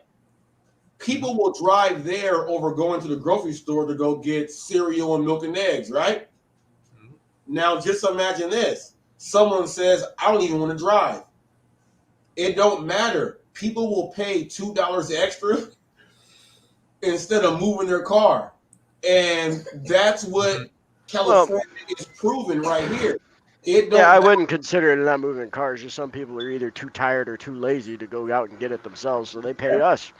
Yeah. See, here's the thing though. As inflation continues to go up, are we gonna is your 120% going to be enough anymore in 5 or 10 years from now? And who are going to have the vicious cycle of, Well, see, I don't demanding live. that rates be raised, and then I think there's only so much people are willing to pay. Yes, that's true. I mean, But the it thing depends. is, It varies person to person. we here in California don't live off of the Prop 22. We're living off of the money we make from DoorDash itself and the customer tips. The Prop 22 is, for like I've always said, it's an afterthought for me. When that comes in, it's like, cool, it's extra gas money to keep me rolling and making the money I need to make to live. Yeah, when I tell you I make $1,000 a week, that's not counting Prop 22. Yeah, and I want everything that I say to be as informed as I can. So that's why I kind of brought it up and asked you guys. No problem. For myself, We're always happy to help. Talk about it, man. We talk about I mean, I don't know y'all's markets, but it really it disgusts me. I'm gonna say it like it is. It disgusts me that people are trying to push every state to get something like this, because here's my thing. I'm doing fine as I am. There's I just see the cons of it. I mean, if, let's say, for sake of argument, you need it in California, I'll respect it. But if I don't need it, I want my money to be my money. I want it to be made because I did a strategy. I'm hearing people say, "Oh, you don't have to be taking all the no-tip orders." That's what you did. You made it. You did your strategy to get paid what you did, right? Now, Yeah, let's say you were out there and you did 48 hours of online time, right? Mm-hmm. But let's say that you were active for 34 of those hours, right? Mm-hmm. It's now going to pay you for 34 hours of active time that you were on. Now, check this out. This bottle of water that I have right now is this is a 16.9 fluid ounces, right? Mm-hmm. I can go literally to the grocery store and buy this for 50 cents, right? Just one thing of water, right? If this is at an amusement park, it's $4. Right. Right? So from 50 cents to $4, right? Now just think about, if someone wanted to just order something, would they spend an extra $2 just to have it delivered? If 50 cents can turn into $4, what's the extra $2? And that goes in. But here's what else it does. It goes into, what they say, quote unquote, the extra money that they're paying pays the drivers. It goes in to help with taxes in the state. But we all know what politicians do. It never goes into what that is. We don't control any of that. All we know is, hey, go ahead and do this and let me write off this so I can just be A-okay and be normal. Yeah, of course people will pay an extra $2, but 10 years from now, will they pay an extra 20? I really think there's a limit. In the amusement parks, in the malls, or wherever else you go to, you want to go to the city walk and go look out, and they got the little person selling waters out there. These waters, the same 16.9 fluid ounces, this same water, they'll be buying them for $8. Yeah, and it depends person to person. I mean, I know people are stupid with their finances and up to their necks in credit card debt and everything. I'm the guy who would take his own snacks into the movie theater. Oh, yeah, no. Oh, that's how my mom raised us, man. No, my mama raised us like that. My mom used to carry the big black purse, too. And then when we used to go to Sizzler and stuff to go to the buffets, my mama used to wrap up the food in napkins and put them inside her purse so we can go ahead and bring. No, I feel you on that. Okay, I feel you on that. No, bring it in, cook your own food, and all of that. But see, look, this is where we get to percentages, though. Mm-hmm. There is only a certain amount of people who will think like you and will think like me. let's do it like this. How many other, there's going to be a vast amount of people that will do it the other way. That's where it comes in. So if all these people, let's say if there's 100%, right? Let's say if 75% of the people paid more. All right, you know what I'm going to do? I'm going to go do that job to where the 75% of the people are paying more. And I'm going to just go ahead and keep taking mine in. And as the as the system changes, I will adjust to adapt. You know what I mean? To go ahead and do it like that. Yeah. And all I'm saying is, you know, if it ain't broke, don't fix it. You know, Ain't nothing wrong with that. Ain't nothing wrong. I'm making it okay. And I know some people will pay extra, some people won't. But we already know, you know, a lot of people's big beef with DoorDash is the already astronomical prices and everything. And I do think that could be like a factor in why some of them won't tip because they're so high. And yeah, obviously everybody has their limits, has their price, and it's crazy how much how bad we've allowed things to get, and that people are still paying all this crap for DoorDash. And I'm thankful there are people being idiots with their money so that I can make a living. But well, DoorDash I can't help but wonder myself, what are these people doing to afford? Because I got extra $20 tips 2 days in a row. If you see my community post and my Trump video, I'm like, what are these people doing for a living? I will tell you this. Do that. Believe it or not, here is one of the closes. No, I'm a sales director, right? And I've sold everything. And one of my biggest closes I would use when I sold people on my personal training, right? They'll say, I can't afford $300 a month, right? So I would use the Benjamin Franklin close. Have you ever heard of the Benjamin Franklin close? I probably have. I'm not sure. All right. So the Benjamin Franklin close is this. It comes down to dollars, right? It comes down to money, right? We got the Benjamins. It comes down to money, right? Let me teach you about the Benjamin Franklin close. Here is what it is. Now, you figure out what someone does throughout the day. How many times do you eat out? Do you smoke cigarettes? Do you do this and that, right? They say, yeah, I smoke cigarettes. How many packs do you buy a day? One, you know what? I buy 2, but I smoke 1.5. All right, so 2 packs of cigarettes, right, is going to be at least 20-something bucks, right? At least $22. All right. Do you cook at home? No, I eat out. How often do you eat out? Man, when I get here, I go to McDonald's. Then I order Starbucks. I go to Starbucks twice. So Starbucks twice is at least like $10 by itself. You go to McDonald's right there, you're going to spend at least $8. So we got 10, we got 18, plus that $22, right? Now, all right, you do that. What else do you do? Well, I like to go to my favorite restaurant for dinner. Spend like 15, 16 bucks. Man, I like to buy new shoes. So you're spending another, how many pair of shoes do you buy in a month? I try to get like a pair to 2 pairs every month. So now you're spending like a easy $400. Now check this out. If you cut down,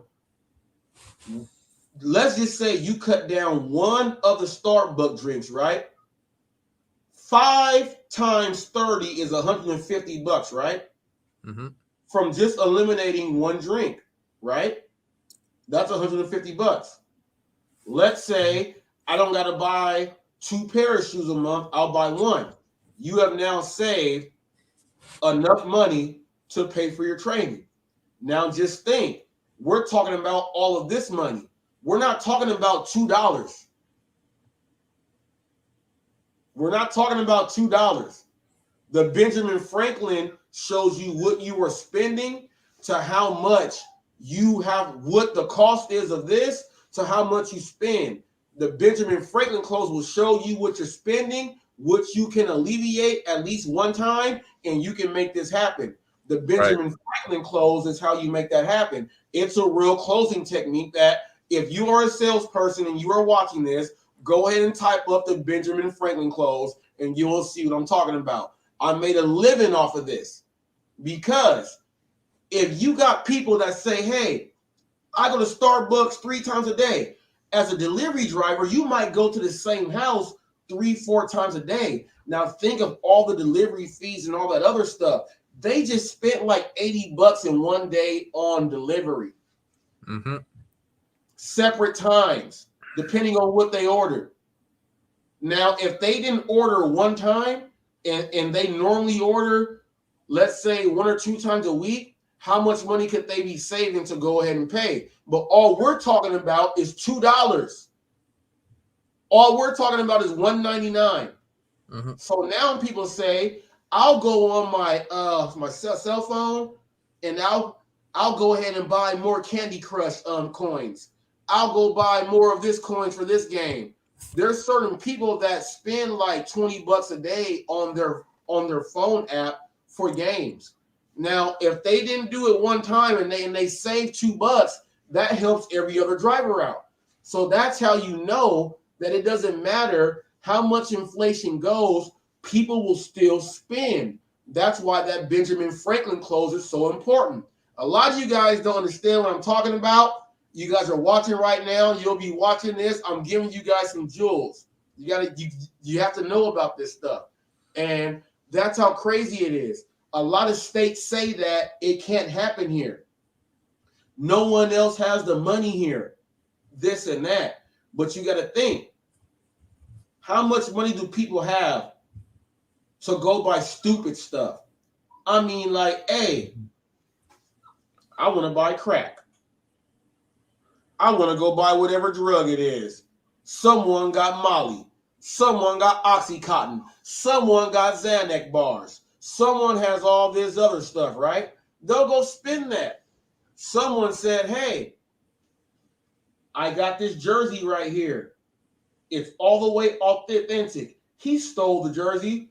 The jersey costs $150. I'll let it go for $75. How many people you think will actually go ahead and buy that jersey for $75? You see what I mean? It don't matter what it is. People in America will spend. Right. Put it like this. You can put a barbecue joint on any corner, brand new. Put a barbecue joint and make the prices outrageous, right? Yep. How long you think that line gonna be to get that barbecue? Oh yeah. Oh yeah. Yeah, you know what I mean? People will spend on it. As long as it's out there. In America, we have the highest population of overweight people, right? All right. So our food apps, people don't mind spending money on because all we do is eat here. Yeah. Interesting. Okay. I had another question for you. I am going back and forth with somebody in Pedro's comments about Prop 22. She's saying that what you kind of, I was asking about this earlier. You guys kind of, I think you guys said it wasn't true that Prop 22 was the gig company's idea. She says they poured billions into getting it passed. Is that true? Hell no. I'm going to tell you this. I am one of the people, I've been driving since 2015. I've been driving before it was here. I'm one of the people that have to get petitions signed to go out to stand in front of parks and get drivers to come meet up and sign them. We had to wait 3 times before it got put on there. It had nothing to do with the gig apps. They did not want it because now they have to pay more. Whoever said that is not in California. And if they are, they don't know what they're talking about because they are not one of the originals. If they're one of the originals, they know about MWA workers and everything else, NWA Alliance and everything else. We were out there getting it done. If they don't, appears she's in California. It's, I don't know if you know the name. Yes, it's V. No, see, and they probably have not been driving, and they probably were not out there getting petition signs to get it shut down three times. They think the gig apps are doing it because this is the main thing that we did not want. All right. We got people that were doing the no tip, no trip. It's bad. Cherry pick, do all this other stuff. People join in and say, well, we heard that it's like this. They say don't do it. It's bad for everyone. They didn't even do it. They weren't even driving then. They have no idea. What they are doing is following someone else. But I tell you this, the extra money that they are getting right now without being in union, they are not going to complain about it. They're not going to complain about it. That person there does not know what they are talking about. It never came from. We have to go ahead. We had meetups. It started off very small. We had meetups and everything else, and it grew from 10 people to 50 to 100 to where we had conventions and everything else, and that's how it started. We did it to get it put on the ballot, to get it voted on, to see. That's what we did. None of the gig apps wanted it because now they have to pay extra money. Right. Yeah, and has it been passed in New York, the minimum wage law? New York has they have a guarantee, just like in Washington State, they have a guarantee. In Massachusetts, they have a guarantee. There's other places that have a guarantee to where you are going to get your active hours and get your guarantee. There's other places that have it. New York got their precious tip transparency laws, and that wasn't enough for them. They got tip transparency. They also got free delivery equipment, and they got an hourly guarantee in New York City. We're not talking about the whole state. We're talking about New York City. Okay. New York, not the state of New York. We're talking about New York City. You see what I mean? Supplying equipment too. How are you still an independent contractor after that? Well, they did that because people were saying that, well, they don't give us equipment or anything else like that. That was one of the main issues that was what I was arguing about. How are you going to come in to be a 1099 and not go buy your own equipment? Why do you have to depend on them to get you your own stuff? You still want an employee. Exactly. If you're, that's my thing. You know, I feel like, you know, any kind of government legislation is going to move us more and more towards being employees. You know, especially like, you know, supplying. It's kind of what I was going to I was getting at in our last interview. You got to be business minded. You know, every single business you drive by every single day, they started with their own resources. And they battled the economic challenges and everything. They didn't go for government subsidies and everything. They didn't go for, you know, hey, big state, make these people treat us fair. You know, they made their own decisions. They made their own strategy, overcame the obstacles on their own, and that's how you, as an independent contractor, are going to be successful. So you work your way around. That's the biggest thing, Ben. That's the biggest thing. That's why in California, we have it set right for us. Other states are going to want to get a guarantee and then try to make it to be an employee with the union. Now, if California went into doing a union thing, every other state would adopt it because they can regulate how much money can go out to be paid to each person doing it.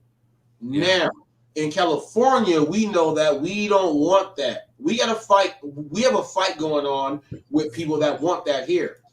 Yeah. But the other states now will say, oh, man, well, they better give us this and give us that and give us this and give us that. Well, then you want to be an employee again. You know what I mean? And then they're going to say, well, we need unions and reps and all that. And that's when it goes downhill. And that's when the whole industry will go downhill. We're trying to show you guys that you can have it like this. And we're not going to, look, I don't care how many people try to get unions in the state, it's not going to happen. We got too many people that are understanding how they can make money, and then the property tax and the state tax and all that other stuff goes back into the state. We also have medical marijuana here legal. So all that money goes back into the state. So the state is actually making more money with this, with all that other stuff, so it works. That's why they're trying to get the marijuana legalized in other states. Also try to get an hourly in, because once they get people saying that, hey, well, look, if you pay this, we'll give this. In Colorado, they get like $1,500. Every house gets, when you file your taxes, you get $1,500 back on taxes because of the legal medical marijuana is, right? Now check this out. The drivers who drive gig work in Colorado, right? They get $1,500 back when they do their taxes, 1099 or whatever, right?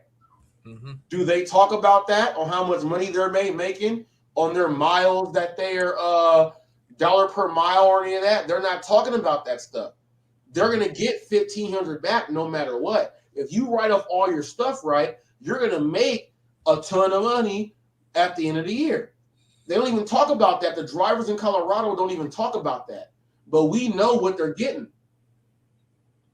They're not paying extra in delivery costs or service fees. No, they're paying the regular. They order. They go ahead, do their thing. They break it down like that. From when they do their thing, they order food. They have a 1099. They get to write off what they ordered, do all this stuff, and they still get back $1,500 a month from all the other money coming into the state. There's drivers that have content out there, but they are not giving you the real, actual, factual of what needs to be out there. Every state is different. Right. You know what I mean? Every market is different. Mm-hmm. Florida refuses to put it in because they think it'll put them under. Mm-hmm. You see what I mean? I think it would too. I've actually dashed in Florida a few times last year. Yeah, they think it'll put them under. But I guarantee, if you put an hourly in like North Dakota, let's say you put an hourly in like Idaho, I guarantee the drivers there would gladly appreciate it because they know it's spread out a little bit and they have to drive. And they know that like it's going to be appreciated. Because now you got to look at this. When you look at the mid states like that, a lot of people have land, right? Property tax, right? Mm-hmm. All that property tax, right? People got to pay that. They pay that. They actually use that. Whatever politician goes ahead and says their stuff, they use that to go ahead and put into the gig work that can bring in more jobs for the state. You see what I mean? People will get paid more property tax. People are like, nah, my property, my this and that. I don't want to pay more and this and that. Well, here's what people got to understand. You're going to end up paying more. Don't nothing go less. Don't nothing go less in the U.S. We pay more. Yep. Crazy rent world. Rent goes up every year, right? Mm-hmm. Rent goes up every year. The only things that will kind of stay like to keep you happy, electricity, water, and gas. If all of those are like legitimately like, oh man, that's good, you'll live anywhere. Mm-hmm. You see what I mean? Yep. You'll pretty much live anywhere. But you got to think about this. What are people willing to pay? And no one knows that unless they do a survey. Mm-hmm. If they just ask everybody in your state, how much would you pay extra for delivery? Like, let's say they made up a question. How much would you pay for delivery food if you got it 10 minutes early? If they say, oh, I'll pay $1.50 more to get it early, guess what? They now know how much these people will pay to go ahead and get it in. Yeah, those fees, those extra. priority fees on DoorDash and Uber Eats. Yeah, the priority to get it there. Now check this out. In California, even on if you order yours priority, that's your priority fee. That's you get your service fees. You still gotta pay $2 for the California state service fee for the drivers. You still gotta pay $2 extra on top of that. So put it like this: a $5 Little Caesar pizza is gonna cost you $15 to get it delivered. Okay. Yeah. Now here we get so many people that order Little Caesars. Just think about how many people order that, and then you'll be like, "Damn, this is just at this one business." Think about all the other businesses in the area. That's how that's how it works. That's how we have it. So each city, the minimum wage, you get paid 120% of the minimum wage of the city you live in. Each city has the $2 extra, and they go ahead and knock it out.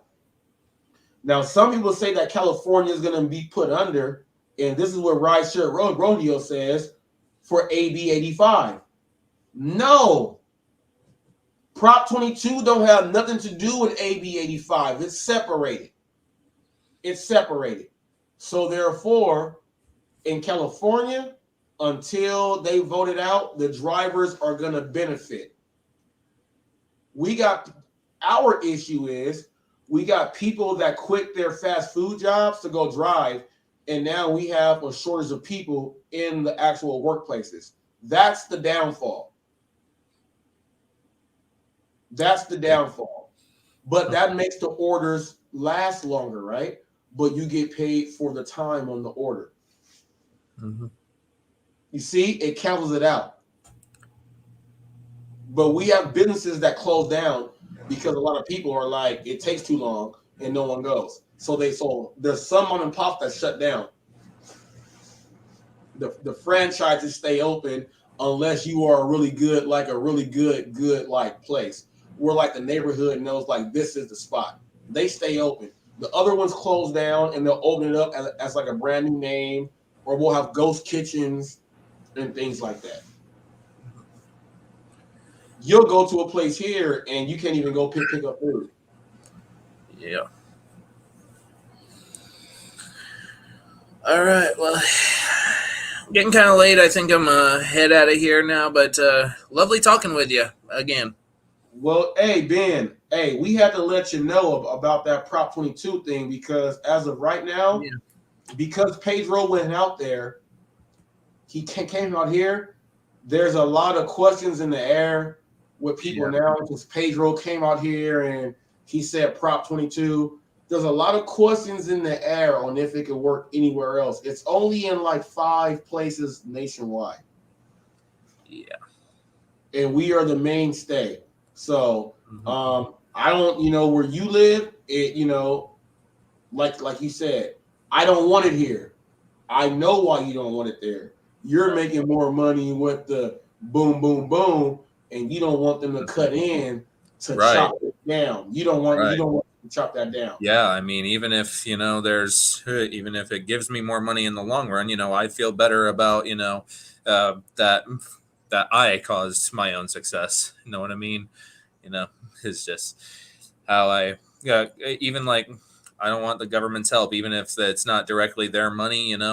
I even when I get married, I'm not getting a license. I already know that means tax. I don't get to write off tax deductions. I don't care. There's some things that I like my freedom more than my money. There's some people like me like that. You said no contracts. Not the state issued contracts. More like I want to do more like a church one where we would like get it like mutually signed and notarized, like this will not be disannulled and everything unless you got the 3 A's or whatever kind of right. But I don't I've got kind of more of a some pastor gave me a like a blueprint for a prenup not exactly a prenuptial agreement, I don't think, but like a premarital agreement, citing the Supreme Court case that dictated marriage as more than a contract. Well, that's because now, see, like you're younger than I am, and right now, there's a difference between men and women, and we have women that say, "Well, I want a guy to do this and do this and do that, to do all these things traditional." But they don't want to be a traditional person. So to do a contract, like you say, the marriage thing, it can go ahead and make it all bad. That's paying all this extra stuff and doing all that. It's not the same as what it was back in the day. And if you guys are women out there right now, if you guys are young age, in your 20s, if you guys are in your late 20s and you still trying to think that I want a dude to meet and take care of me, and he got to do all this stuff, but you don't want to be a traditional person, and you say, well, I want to do this, I want to dress like this, I want to do this, everybody else is doing it, but they want you to be traditional. It's all weird right now. Most of the dudes will not even want to deal with that. They're going to want to do what Ben is saying. Talk to a pastor who gives you the real insight to let you know exactly what to do, so you don't throw yourself down the drain. And we're gonna be traditional. Yeah, we are gonna be traditional. You help me, I help you. We go ahead and do it like this. I don't want you to go ahead and get breast implants, get BBLs, them butt lifts. No, none of that. You ain't doing none of that stuff. We ain't doing none of that. We just gonna be regular. I want to come home. I want to eat the corn on the cob. Give me them 2 pieces of chicken. Let me watch the Laker game. And then all you guys say is, hey, go to the store. We need this. I'm gonna go to the store and get that. We gonna be traditional. And we ain't doing none of that other stuff. That's the way it should be. And society has now changed to where that's not it. It's not like that. And you are young, and I'm glad to hear that you are like, I want that traditional. Because that's the way it is. You can't get no Thanksgiving dinner with somebody that ain't traditional. You gotta go buy it, or always go to your mom's house. You know what I mean? No. You gotta be able to make that. Make that stuffing, make that dressing, make that turkey good. And guess what? You support me, I support you. And we gonna make it happen, Captain. Now, Ben, I got one thing. Last time you were on here, before you leave, you got to give the people some final words. Give the people out there some final words. Don't knock it if you haven't tried it. Acceptance rate matters now, especially if you're in the diamond zone.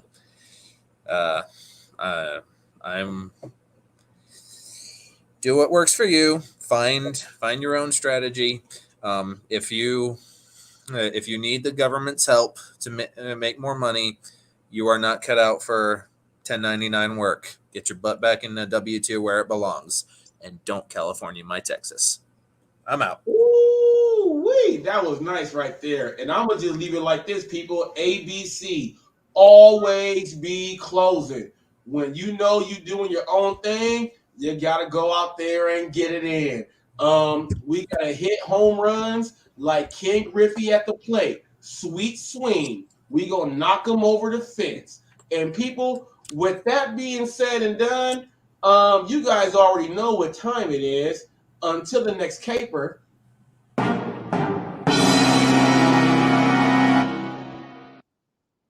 We out of here like Chuck Woolery and 2 and 2. Now you know what time it is. Listen. You know what? What song am I gonna play? I'm gonna do my regular intro. Listen to my theme music. We out of here.